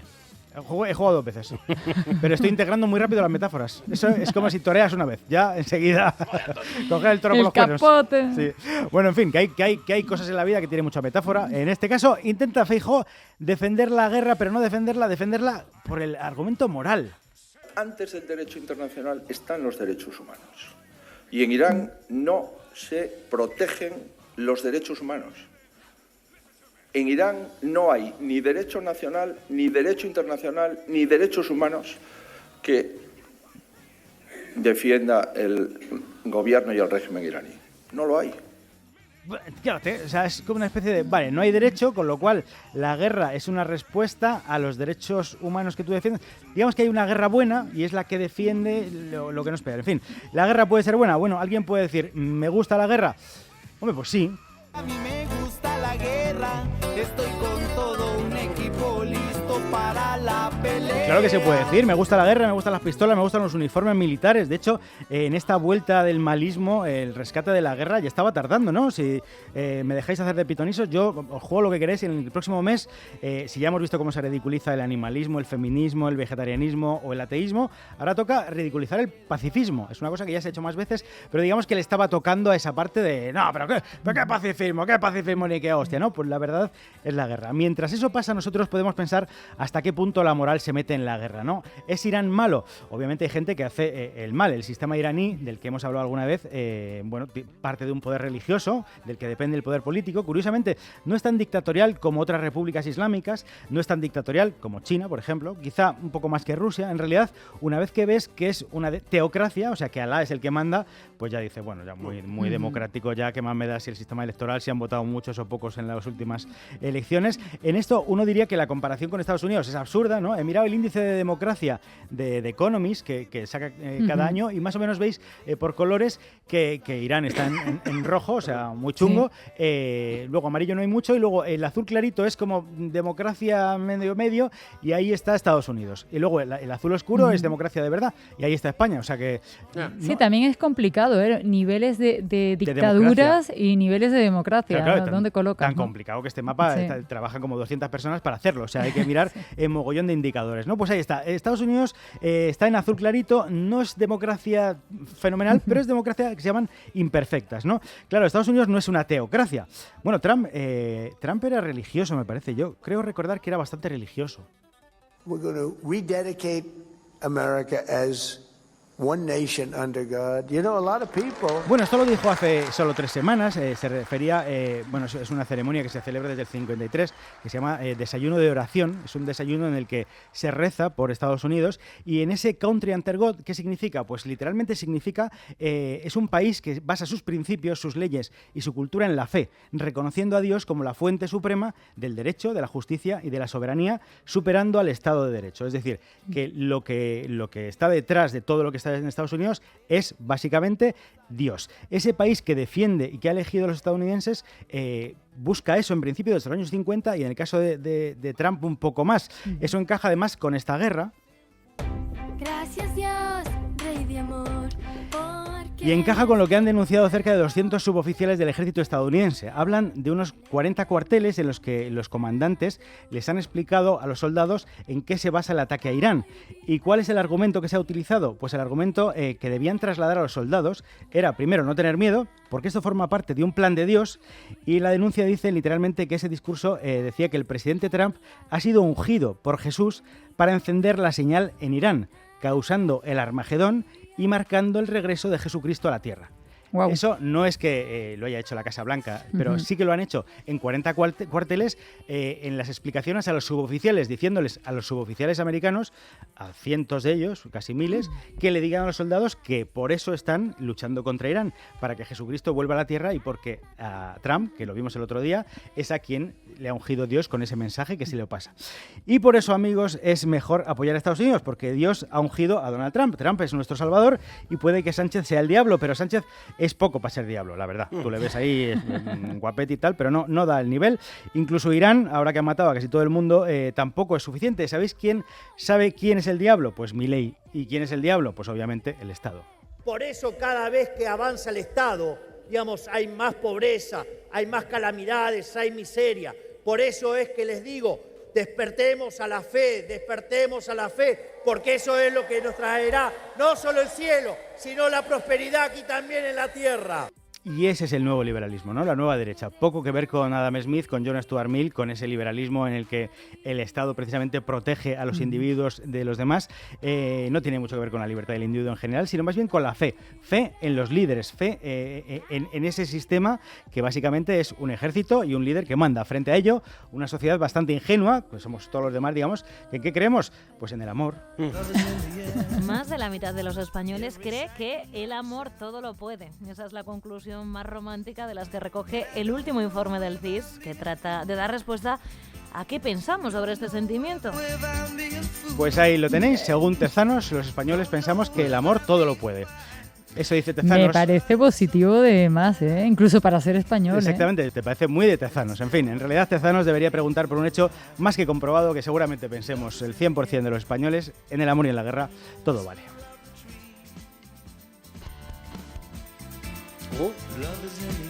¿Qué hacemos? Vamos allá. Ponte otra cosa.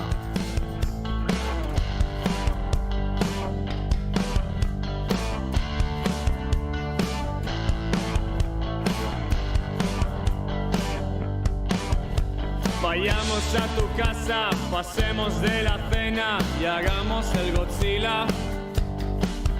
Y recuerda que antes de llover chispea, pero hoy no dan lluvia. Vamos a dejar... Josele, ¿qué pasó después de escuchar estos 2 segundos con 14 milésimas?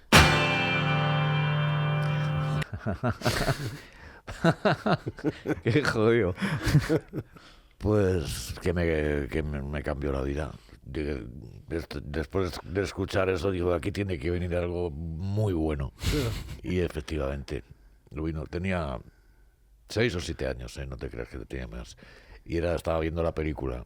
La película me parecía divertida, las canciones, pero cuando sonó ese acorde, yo qué sé, a mí me estalló algo dentro. Bueno, fíjate, o sea, 2 segundos con 14 segundos para que te cambien la vida de alguien que nos la ha cambiado con algún ratito más. También él tiene su frasecita de guitarra que nos ha cambiado la existencia, como por ejemplo esta.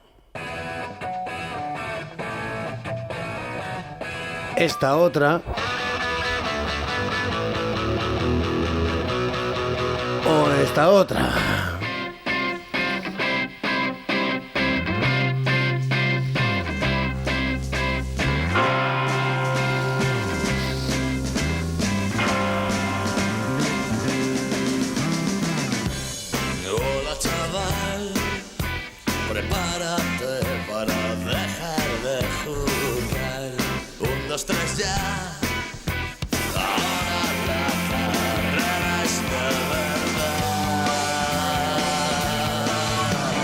Tuvimos que subjetividad en una entrevista No, en la ni cual, falta que o sea, hacer. en la cual ya estamos del lado de lo que estamos escuchando ahora mismo. Hace bien poquito me tocó y disfruté mucho de hacer un concierto homenaje y tributo a Neil Young, y yo llevaba una camiseta de Los Enemigos y de repente Claro. Fino de Los Enemigos estaba entre el público y que sabes cómo de repente, no lo puedo creer. O sea, pues esto es lo que nos pasa con estas canciones que ya hemos escuchado, que se incluyen en la historia de José L. Santiago, transmitida a partir de composiciones en ese libro editado por Contra, y empiezo como si fuera una onomatopeya. Contra, qué bien está escrito, José L. Santiago, qué maravilla. Muchísimas gracias. A ti, así. Lo he procurado que sea ágil la lectura. Claro, pero es que tú precisamente eres ávido lector, o sea que no sé si cuando uno lee tanto a la hora de escribir libro, no canciones, de repente dice, es que Coetzee escribe así, es que no sé quién escribe así, o es como, mira, esto es lo que yo tengo y esto es lo que yo voy a dar. Hombre, uno va tomando nota, aunque sea inconscientemente. Yo tampoco soy muy de tomar, vamos, que soy mal estudiante. Pero sí que, por ejemplo, esto que hablábamos de los saltos en el tiempo, y pues me ha venido muy bien haber leído. Yo creo que he leído más libros que he escuchado discos. Ahora que lo dices. O sea que claro. buena medida. En las historias Desde el Jergón de José L. Santiago te van a acompañar con la historia de José L., de los enemigos, de su carrera al fin en solitario también, en unos fragmentos ya finales, y en este caso lo vas a escuchar a partir de canciones. No son las historias de las canciones, pero a partir de ahí tira del hilito y pasan muchas cosas. Ahora, ¿de dónde puede venir la inspiración? Porque claro, o sea, siempre hemos disfrutado mucho de la cuenta atrás, del chaval y no sé qué. No sabía que un rally en Portugal podía tener que ver con este himno, o sea, claro, es que la chispa donde prende una canción se prende donde le da la gana a ella. ¿Pero qué haces tú en un rally en Portugal, José L.? Pues la verdad que huir de algo, no sé de qué, estaría aburrido. Además, con los dos chavales que iba, tampoco te creas que los conocía mucho, los conocí el día anterior. Mira, nos vamos al rally de Portugal, ¿te vienes? Digo, coño, pues sí. Y cogí mi libreta, pues estaba terminando lo que fueron los temas de la vuelta atrás, y cuando parábamos en los pueblos o en los puntos de ver los coches, que a mí la verdad no me importan, me da igual, pero me daba una vuelta por el pueblo, unos pueblos bastante fantasmagóricos, era invierno, en norte de Portugal. Y ahí pues fue donde terminé casi todas las canciones. Ya me volví con el disco casi terminado. Fíjate, pues y ahí la cuenta atrás.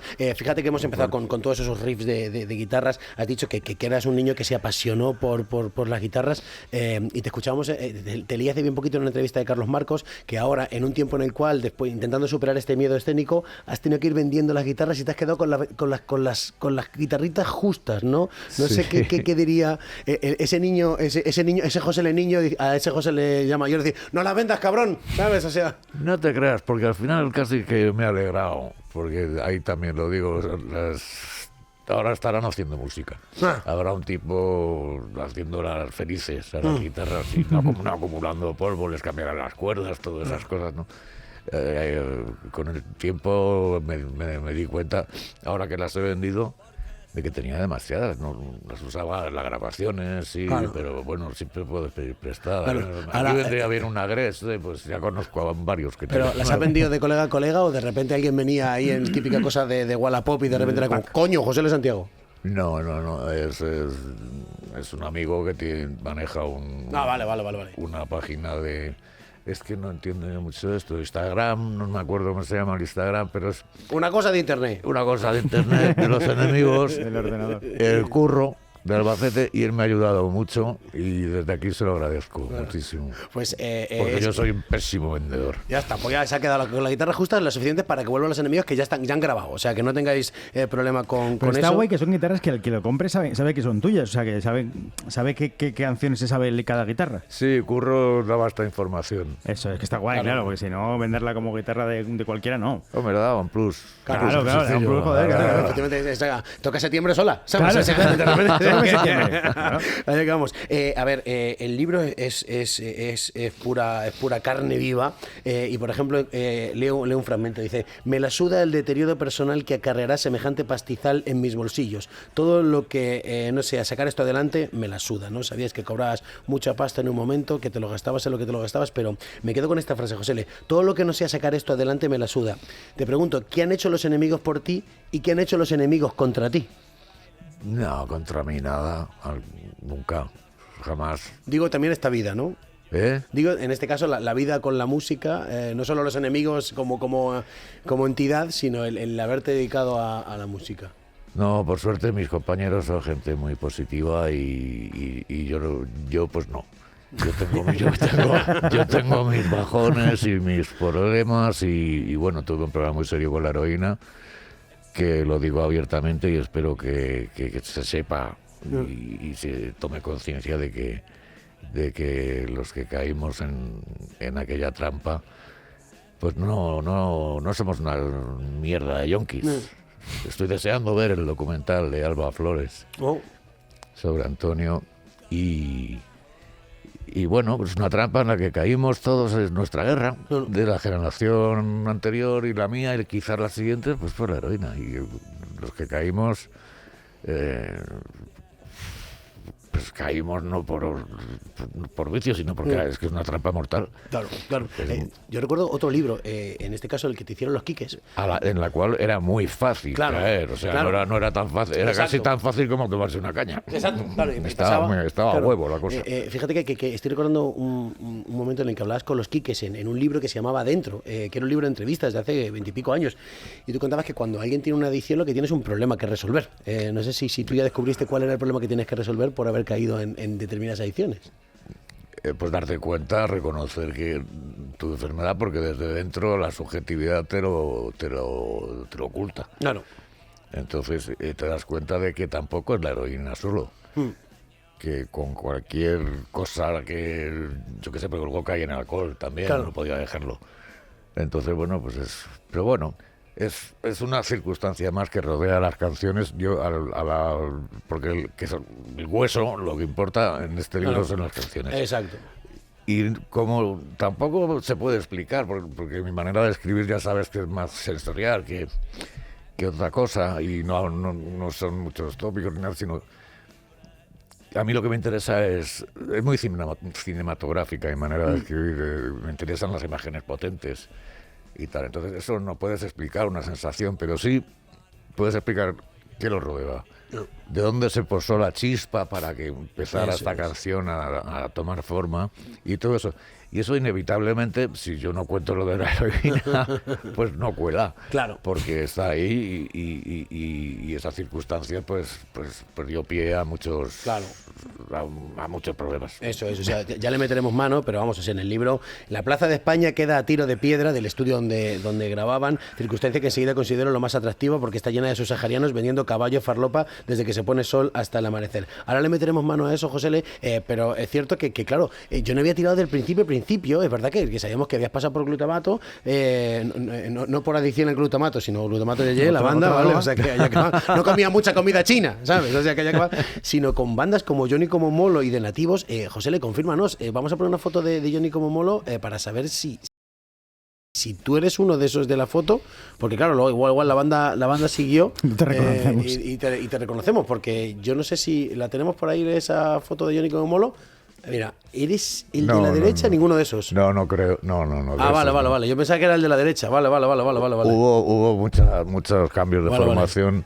Y este de las barbas se pasó a la batería y yo me puse a tocar la guitarra. Ellos eran mucho mayores que yo, tenían, mucho. Yo tenía 17 años y ellos 24, 23, 24. Y con De Nativos, José, porque ahí tenemos otra foto también de Nativos. Igual, hay uno ahí como que se tiene la cara tapada al fondo ahí, el que está ahí en el centro. Tampoco. Entonces no te sacaban fotos en las bandas o qué?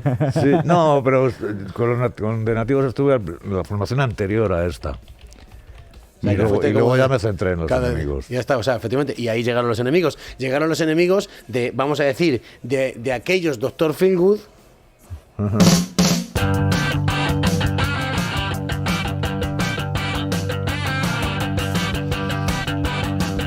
estos enemigos.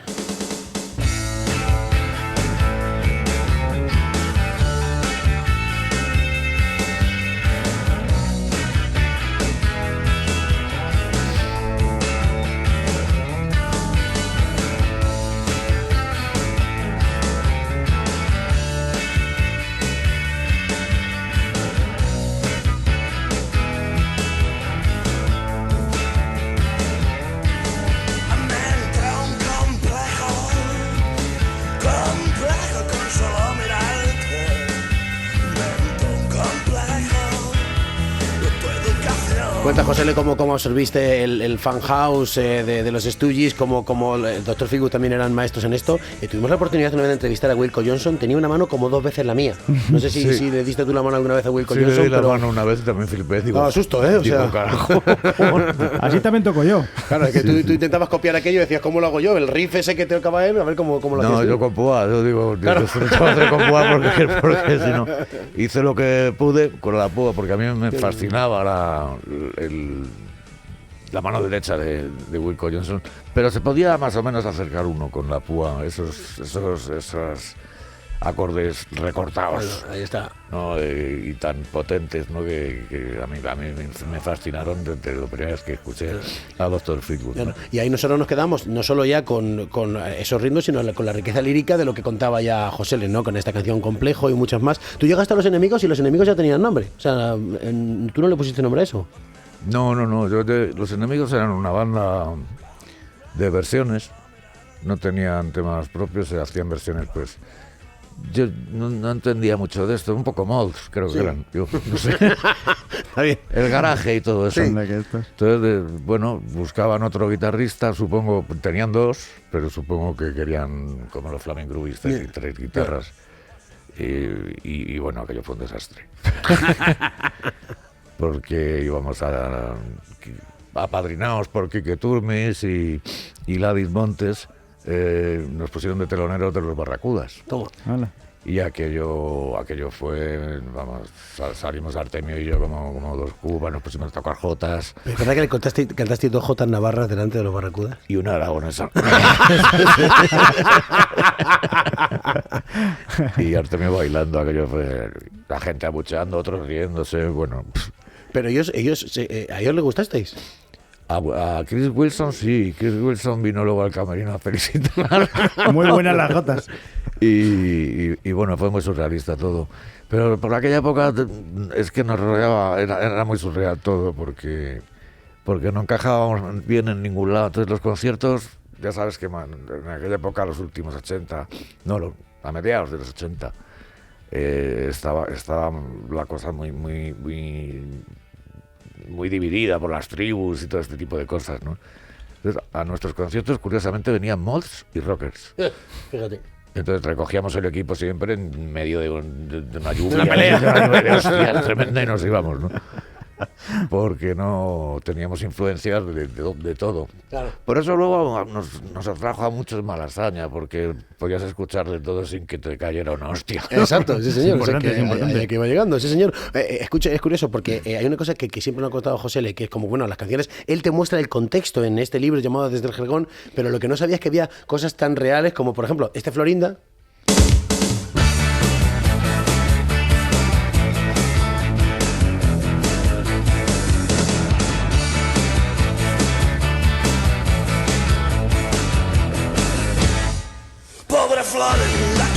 ¿Florinda existe? ¿O existía? Sí, claro.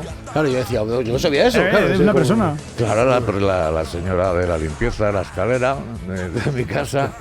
Y yo recuerdo de que acababa de descubrir a la Velvet, Venus in Furs, todo esto. Claro. Y cuando la vi un día y digo, joder, ¿y estas señoras por qué no les escribe nadie nada? ¿No? Mira. Solo. Y dije, pues escribir una canción a la señora de la limpieza, coño. ¿La escuchó Florinda? No creo. Yo no le dije nada. Oye, déjame preguntar una cosa. O sea, me interesa saber si... Ni siquiera se llamaba Florinda. Amigo, cambiaste el nombre. Sí, vale. ¿Cómo se llamaba? No me acuerdo. Mari Carmen. No, ¿cómo? Mariloli o algo de eso. Algo así que no rimaba.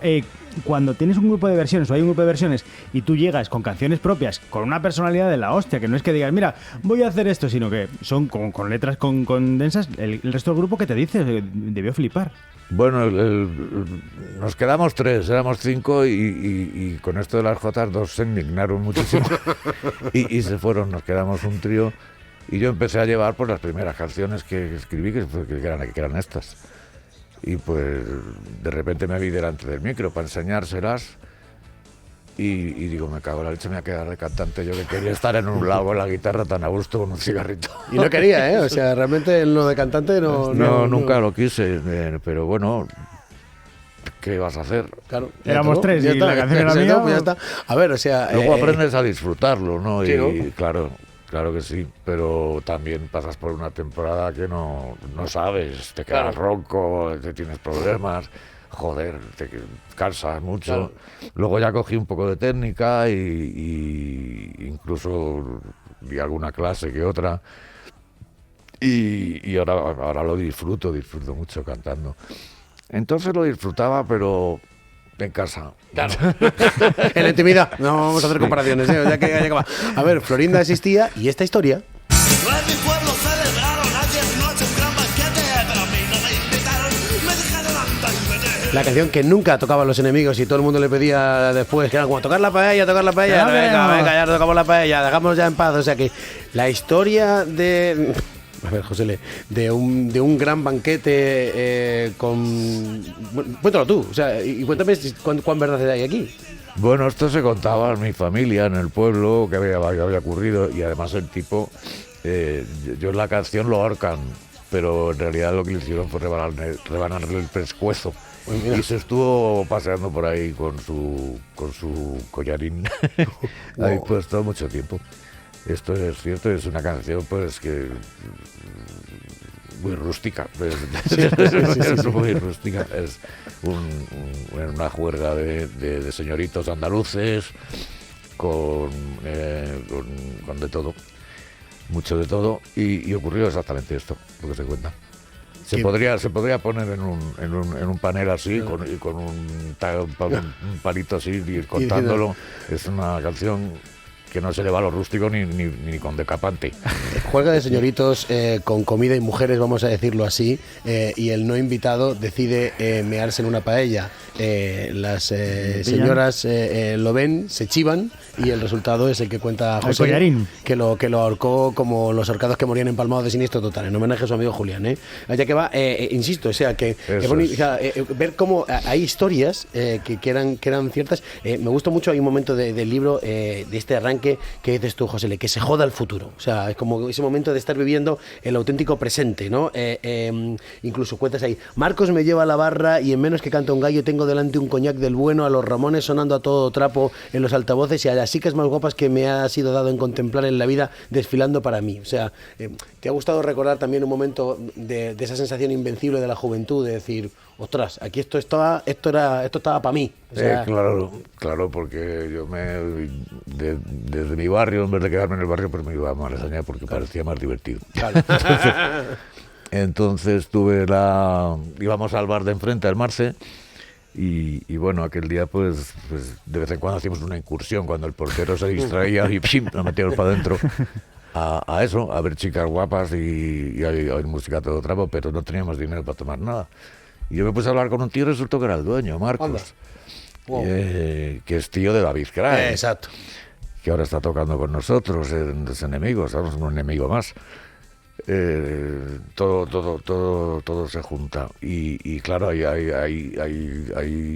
pues fue un flash para mí y me iban dando. Yo no tenía dinero ni para... Y cuando volvía ya no había ni autobuses ni nada. O sea, ¿has hecho patas? Zapatas y a pinre. Claro. Una vez tú me dijiste una cosa, José, que decías que el mejor instrumento para componer eran las patas. Ah, sí, te dije eso. Pues tiene mucho sentido, porque paseando es donde se prende la chispa esta de... ¿Qué es lo que cuento en el libro? No quiero explicar las canciones, una sensación no la vas a explicar. Cada uno, además tiene múltiples lecturas, cada uno que interprete lo que quiera, que es lo bonito. Claro. pero sí dónde se prendió la chispa, que es lo que me interesa, ¿no? Las circunstancias y tal. Y eso lo encuentras caminando. Claro. Yo por lo menos, y muchos más que yo. Claro, Llevas una libreta, un bol y apuntas. La mayoría de las cosas que apuntan no valen luego para nada, pero hay un pequeño diamante que brilla y dices, hostia, aquí. ¿Y la tienes todavía en la libreta? ¿En las libretas? O sea, ¿lo mantienes? ¿Sigue siendo con libreta? Sí, la llevo siempre encima. Pues no, de hecho, contaba Víctor Manuel el otro día que él vive en Asturias y tal, y que cuando le querían hacer como un sitio para que compusiera ahí, que viera toda la playa, decía, no, y no sé qué lo dijo del otro día también, que cuando uno compone para adentro. Sí. O sea, que en el fondo... Robe Iniesta, cuando hablamos con Robe nos contaba eso, que él tenía un cuarto lo más feo posible para componer. Entiéndeme, que no tenía nada bonito, sino que él lo que quería sentarse era... Claro, y que un pueblo fantasmagórico del norte de Portugal en invierno es precisamente un lugar perfecto para componer en el sentido de que tú estás ahí mirando para adentro, ¿no? Y sacando las cosas. Sí, estás absolutamente en un medio que no es el tuyo. Y va cambiando además según paseas y eso siempre algo te llama la atención. Porque se trata no de esperar a que te venga, eso de la inspiración, esos son cuentos. Se trata de tener la antena puesta. Y la antena puesta en un sofá, pues no. La antena sale cuando caminas. Pues están las antenas puestas de José L. Santiago, las historias desde el Jergón, si la paella era verdad, si Florinda existía, pues lo del foie gras también era cierto.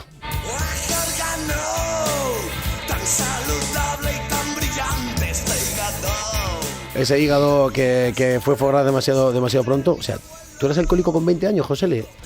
Sí. ¿Y cómo lo sabías? Porque no hay un sabía. momento, claro, eso te iba a decir, que es como has llegado no sé si has llegado a esa conclusión, si fue diagnosticado, porque claro, es una edad en la cual estás bebiendo y igual no te das cuenta de que ya se fue la mano. Yo sabía que bebía mucho, pero que pues era un gran bebedor. Yo me voy la hostia, estaba orgullosísimo. Pero luego, claro, con el tiempo dices, que soy alcohólico desde que nací. Claro. Y esto lo asumes y ya está, ¿no? Llevo casi 15 años sin beber. Claro. O más. Pero sí es verdad que generalmente tenemos un perfil, los alcohólicos quiero decir, gente con dificultades para socializar.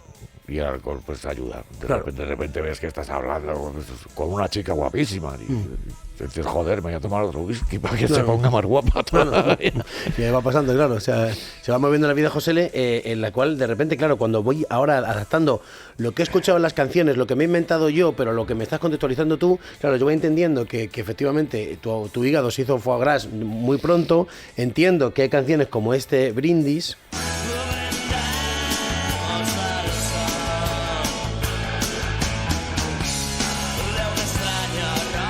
Voy entendiendo cuando uno se comía la vida a cucharas en otras canciones, pero me gustaría que pudiéramos escuchar una canción a la que tengo muchísima simpatía, que yo creo que solo está grabada en directo, que es esta canción.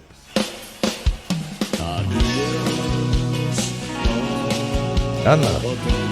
Esta no la han metido, ¿no? Que es Tengo que hacer los deberes. Y yo siempre la entendí como un momento en el cual fue como... Mirad, me encantaría seguir viviendo esta vida, en este caso vamos a decirlo así, como del exceso, por decirlo de alguna manera, pues que tengo que hacer los deberes. O sea, si no me pongo a hacer los deberes, no va a haber manera de seguir viviendo en esta vida. Claro, exacto, sí, exacto. Tengo que... Vamos, que si no me muero. Y no tengo ganas. Si no puedo estar aquí, no por nada. Y no tengo ganas, entonces... Pues hice esta canción, pero sí es verdad que no está grabada en ningún disco ni nada. José, ¿cómo convives, cómo ha sido tu vida con respecto a eso? Es decir, ostras, otra vez día 1, venga, otra vez día 1, ¿no? Venga, y ahora no me engancho a esto, sino que estoy con esta cosa, y ahora venga cómo salgo de esta, ¿no? Eso se lleva con resignación, es entender que entenderse a uno, es tener que frenarse a uno todo el rato, es perseguirse a uno todo el rato. Bueno, llega un momento que ya lo tienes asumido, pero es exactamente como lo has contado. Día 1, 24 horas. Y mañana ya pues será día 1 otra vez. y es la única manera. Claro. Es la única manera. Esa historia que cuentan en el prólogo del curandero, por ejemplo, o sea, hay un momento en el que dices tú, venga, yo voy allá en Cuba, voy a donde sea para intentar sacar eso adelante. Bueno, ¿Cómo fue eso? Yo me fui a Cuba con mi chica de entonces, Marisa, pero a ver Cuba, no a nada. Hicimos una amistad y el tipo me vio mal y me dijo, te voy a llevar te va a enterar tú de lo que es religión, me dijo. y es que no sé por qué conectamos, Camilo se llama, no sé qué habrá sido de él. Y me llevó justo el día clave, el día, digamos, de los santos, allí que se juntaban todos los babalaos y todo esto, y le comentó que tenía un problema, pero no era con el alcohol, era con la heroína. A mí si me llegan a coger en Cuba, yo todavía estaba allí. Porque me llevé mis provisiones, claro, si no, ¿de qué? Y me llevó a un babalao de estos, que un ritual acojonaba bastante, la verdad, porque se juntaban todos los orishas. ¿Esto es lo de gallinas cortando el cuello y fumando puros y todo eso? Sí, y espurreando de ron y con las plantas, y vamos, como en África. Claro. Y bueno, pues yo siempre estaré muy agradecido a mi amigo Camilo de Cuba, porque no es que me quitara, pero cuando volví, porque volví a verle, ya me había quitado. Me dijo, ¿lo ves? Te lo dije. Y oye, pues vete a saber, ¿no? Claro. Igual sí que tuvo algo que ver el Orisha, que me vio, dijo, joder, este chaval hay que darle de los hostias. Bien, nada, es para que espabile. Pues, claro, o sea, esas son historias en las cuales uno también saca sus conclusiones. Esta es la que cuentas en el libro. A mí no se me olvida una entrevista que hicimos en el disco tuyo, en solitario, de los zapatos, y luego cogimos un taxi juntos y te dije, ¿en qué andas ahora? Y me acuerdo que tú me dijiste, nunca se me olvida, José Le, coso perros. Y yo, ¿cómo que coso perros? Y yo, ¿qué está haciendo José Le, no? O sea, puedo preguntarte con las cosas que ha ido fuera de los enemigos. En aquel momento, coso perros, ¿qué era? Bueno, yo hice un curso porque cuando la famosa crisis del 2008 y tal, la cosa estaba, digo, pues toda la música, yo no sé. Entonces me saqué el título de auxiliar de veterinaria. Y yo cosía perros. O sea, estaba ahí en las operaciones. Perros vivos. Y tal, y yo hacía yo qué sé, aparta esto que vea el bazo, aparta esto que vea el pan, que se tal, pásame el bisturí, el no sé qué. Y en una de las clínicas en las que estuve, me dijo, bueno, hasta luego, cóselo tú. Digo, mico. Ostras. Pobre perro. Y era una perrita boxer. Yo había estudiado con pollos. ¿Sabes? Que te dan un pollo ya pelado, listo para pasar, y bueno, pues más o menos coger la técnica. Y bueno, hice lo mismo que con los pollos, con mucho cuidado de no hacerle daño a la perrita, y que era una boxer preciosa, y le dejé un poco torcida Vaya mala suerte, sé que... la cicatriz, pero bueno, como le quedaba en la barriga, no se veía nada. Y era eso, claro, sí. Qué bonito. Estuve cosiendo perros. Es curioso que, claro, de repente hay tantas historias que poder contar alrededor, insisto, de estas canciones, O sea, a lo poco, esto también lo podéis encontrar con que paséis por el prólogo de Miki Otero, vais a ver también que de repente se abre tanto ahí la historia de José Le. El prólogo es maravilloso. Sí, además lo disfrutamos muchísimo. Y lo que decía el curandero, verás tú, ¿quieres religión? Tendrás tu religión.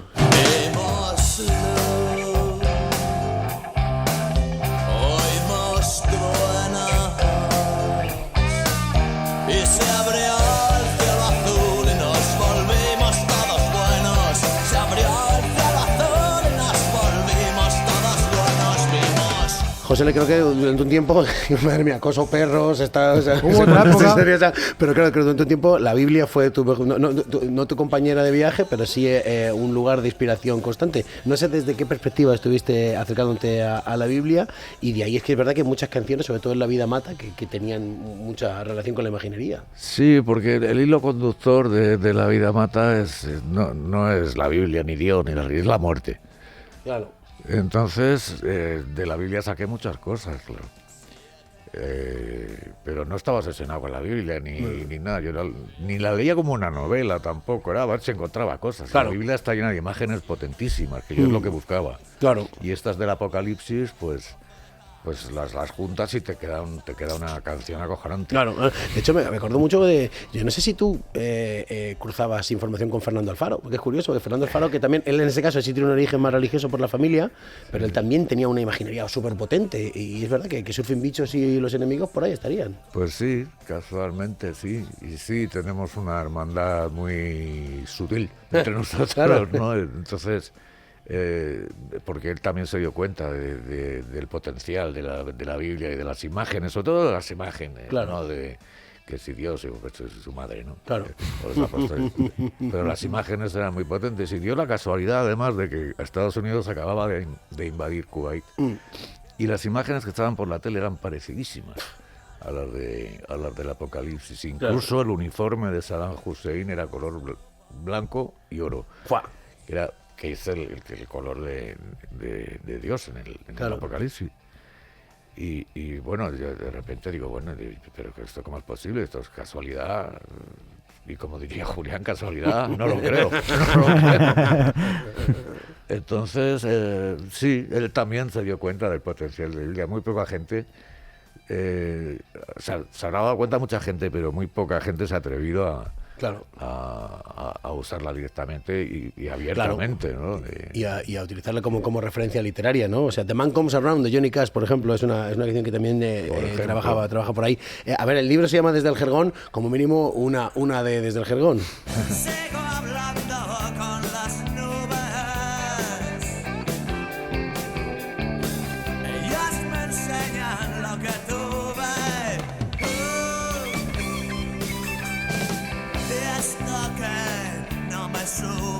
Más allá de la historia desde el Jergón, que ya lo hemos escuchado muchas veces, creo que ahí tú contabas que esto lo hiciste, estas frases te venían cerca de la casa de campo, tú has sido de Puerta del Ángel de toda la vida.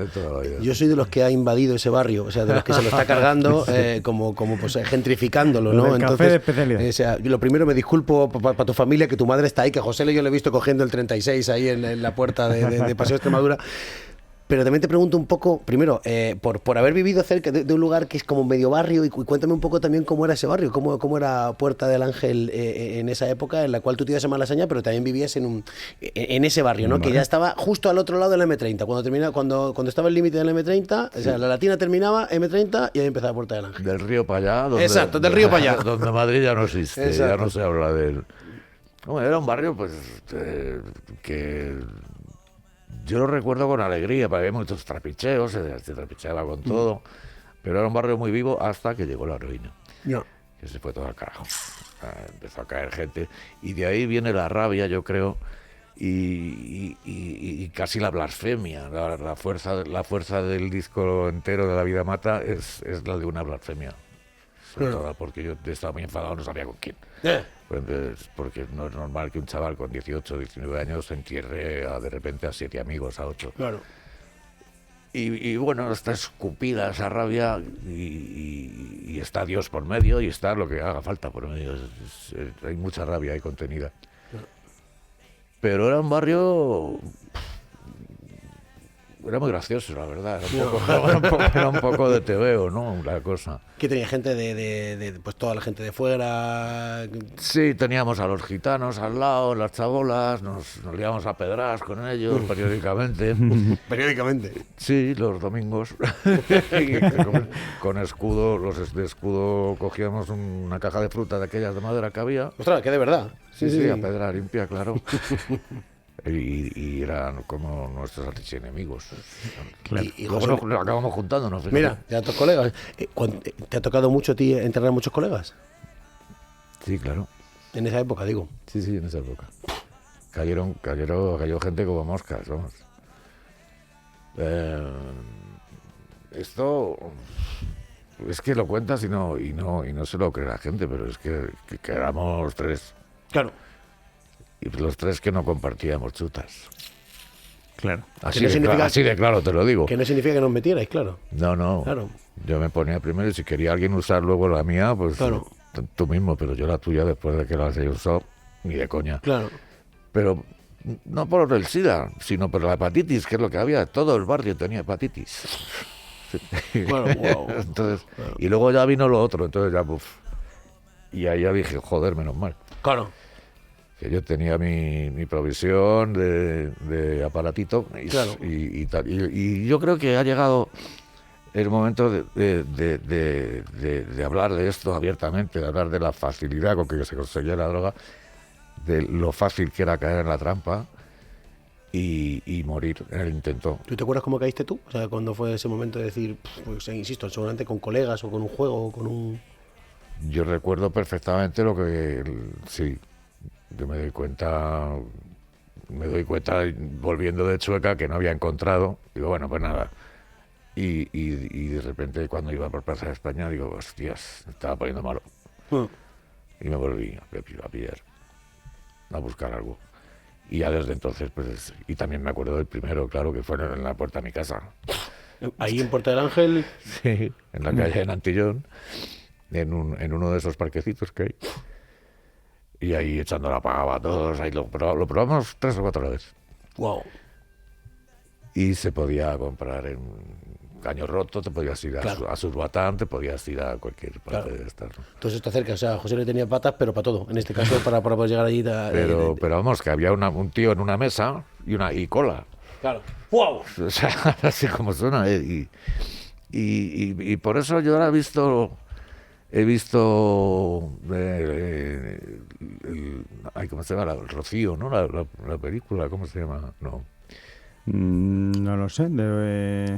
Sí, la chica esta que se va a Galicia. Ah, sí, la de Romería. Sí, Romería, sí. Romería, el documental de Alba Flores, que estoy deseando verlo. Y me parece que es el momento de que se sepa esto, porque ha pasado un poco como con la guerra civil, que no se ha hablado de ello, lo que no se habla no existe. Claro. Pero claro, Alba, supongo que en el colegio le habrían dicho, tu padre es un yonki de mierda, ¿no? Es exactamente lo que está pasando. Sigue, José, sigue. Bueno, pues si yo tuviera hijos le hubieran dicho lo mismo.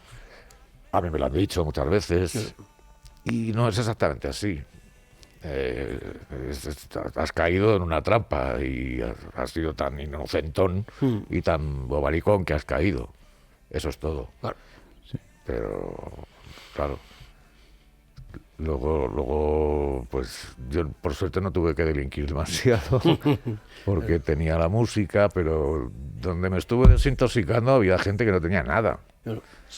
Era un sitio público, por cierto, de sanidad pública, para desintoxicar toxicómanos. Esto ya no existe. Claro. Estás contando muchas cosas, José, muy interesantes, de verdad. Y te vas a llevar una gran alegría cuando veas el documental de Alba, porque precisamente yo creo que... Seguro. Es que justo estuvo sentado donde estás sentado tú hablándonos del documental y precisamente hablaba de es que ella precisamente hace la película y el documental un poco queriendo enfrentarse a ese estigma que de alguna manera se había tragado, porque el bullying ese y el estigma al final te lo acabas creyendo, o sea, acabas diciendo... Claro, si todos me tratáis como un yonki o habláis de mi padre como un yonki, yo al final no quiero hablar de mi padre, porque vais a pensar que no era un pedazo de artista como fue, sino un yonki. Es que se trata precisamente de desestigmatizarlo. Claro. El tema este, ¿no? Porque a mí, por ejemplo, yo recuerdo entrar en un bar, yo pesaba la mitad de lo que peso ahora, que había otro, me faltaban piños, y pedir, pues no sé, una cerveza y mira, está reservado derecho a mí, se fuera de aquí. Anda, eso a mí me ha pasado, me ha ocurrido. Hostia. Me faltaban piños, no sé. Tipo, una caña, hostia. Claro, pues esa, mira, de hecho vamos a hacer varias cosas, José, como para rematar esto. Lo primero, gracias por rescatar esto. O sea, me refiero, creo que tú tenías ganas de contarlo y para nosotros también era muy necesario porque, insisto, se refuerza también con el mensaje de ese documental de Alba Flores. Déjame que rematemos de dos maneras. Uno, escuchando a David Remartínez, es un colaborador nuestro que además es un especialista en libros, y el otro día, justo cuando terminaba su sección, que por cierto incluye una canción de Los Enemigos para arrancar, cuando terminaba, él así, sin que nadie se lo pidiera, dijo esto. Para mí, la solución es al revés. Levántate por la mañana, siéntate terriblemente solo. Después de preguntarte para qué vivo, te pones paracaídas de los enemigos y te darás cuenta de que la soledad solo se salva viviendo para la gente a la que quieres. Ahí está, o sea que era muy hermoso ver cómo se citaba ahí a José inmediatamente. Luego sabemos que estás en fechas de aniversario, así que te vamos a hacer un presente, se va a ver en pantalla. Aquí tienes una instantánea tuya que sacó esa persona que tienes ahí delante, Juanito Rejudo, nuestro técnico de sonido. Esa fotito de ahí te la sacó. Sóplame, Juanito, ¿cuándo fue esta foto? Que así se lo voy diciendo a José Le. Muchísimas. En el 89, en la sala Jácara. O sea así que está para ti, José Le. O sea muchas gracias. Mira, con Miguel Maya al lado y este de atrás, que no se le ve la cara, yo creo que es Pablo Novoa.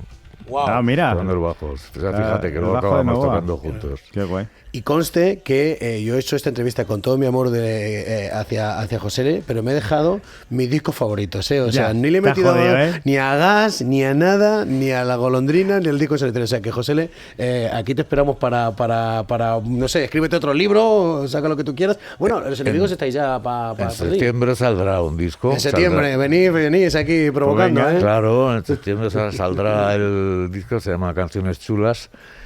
Y que yo no puedo estar más orgulloso de este disco. Toma ya, vamos ahí. Pues ahí está, que no falte. El famoso escritor saca disco, fenomenal. Del creador Desde el Jergón llegarán las canciones de Los Enemigos, las disfrutaremos muchísimo.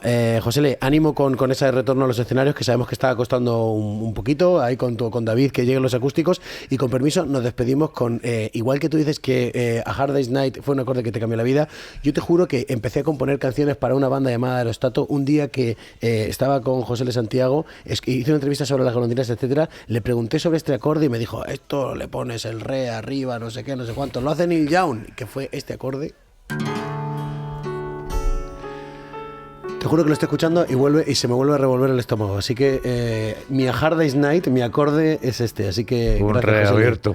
Maldito. Gracias, José Le. Gracias, José Le. Qué peligro.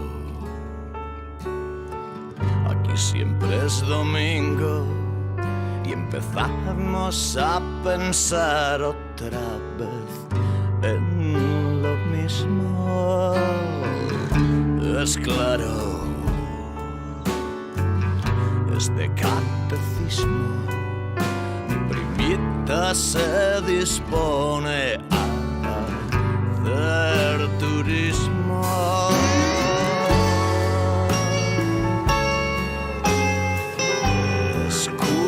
Excursión por el abismo.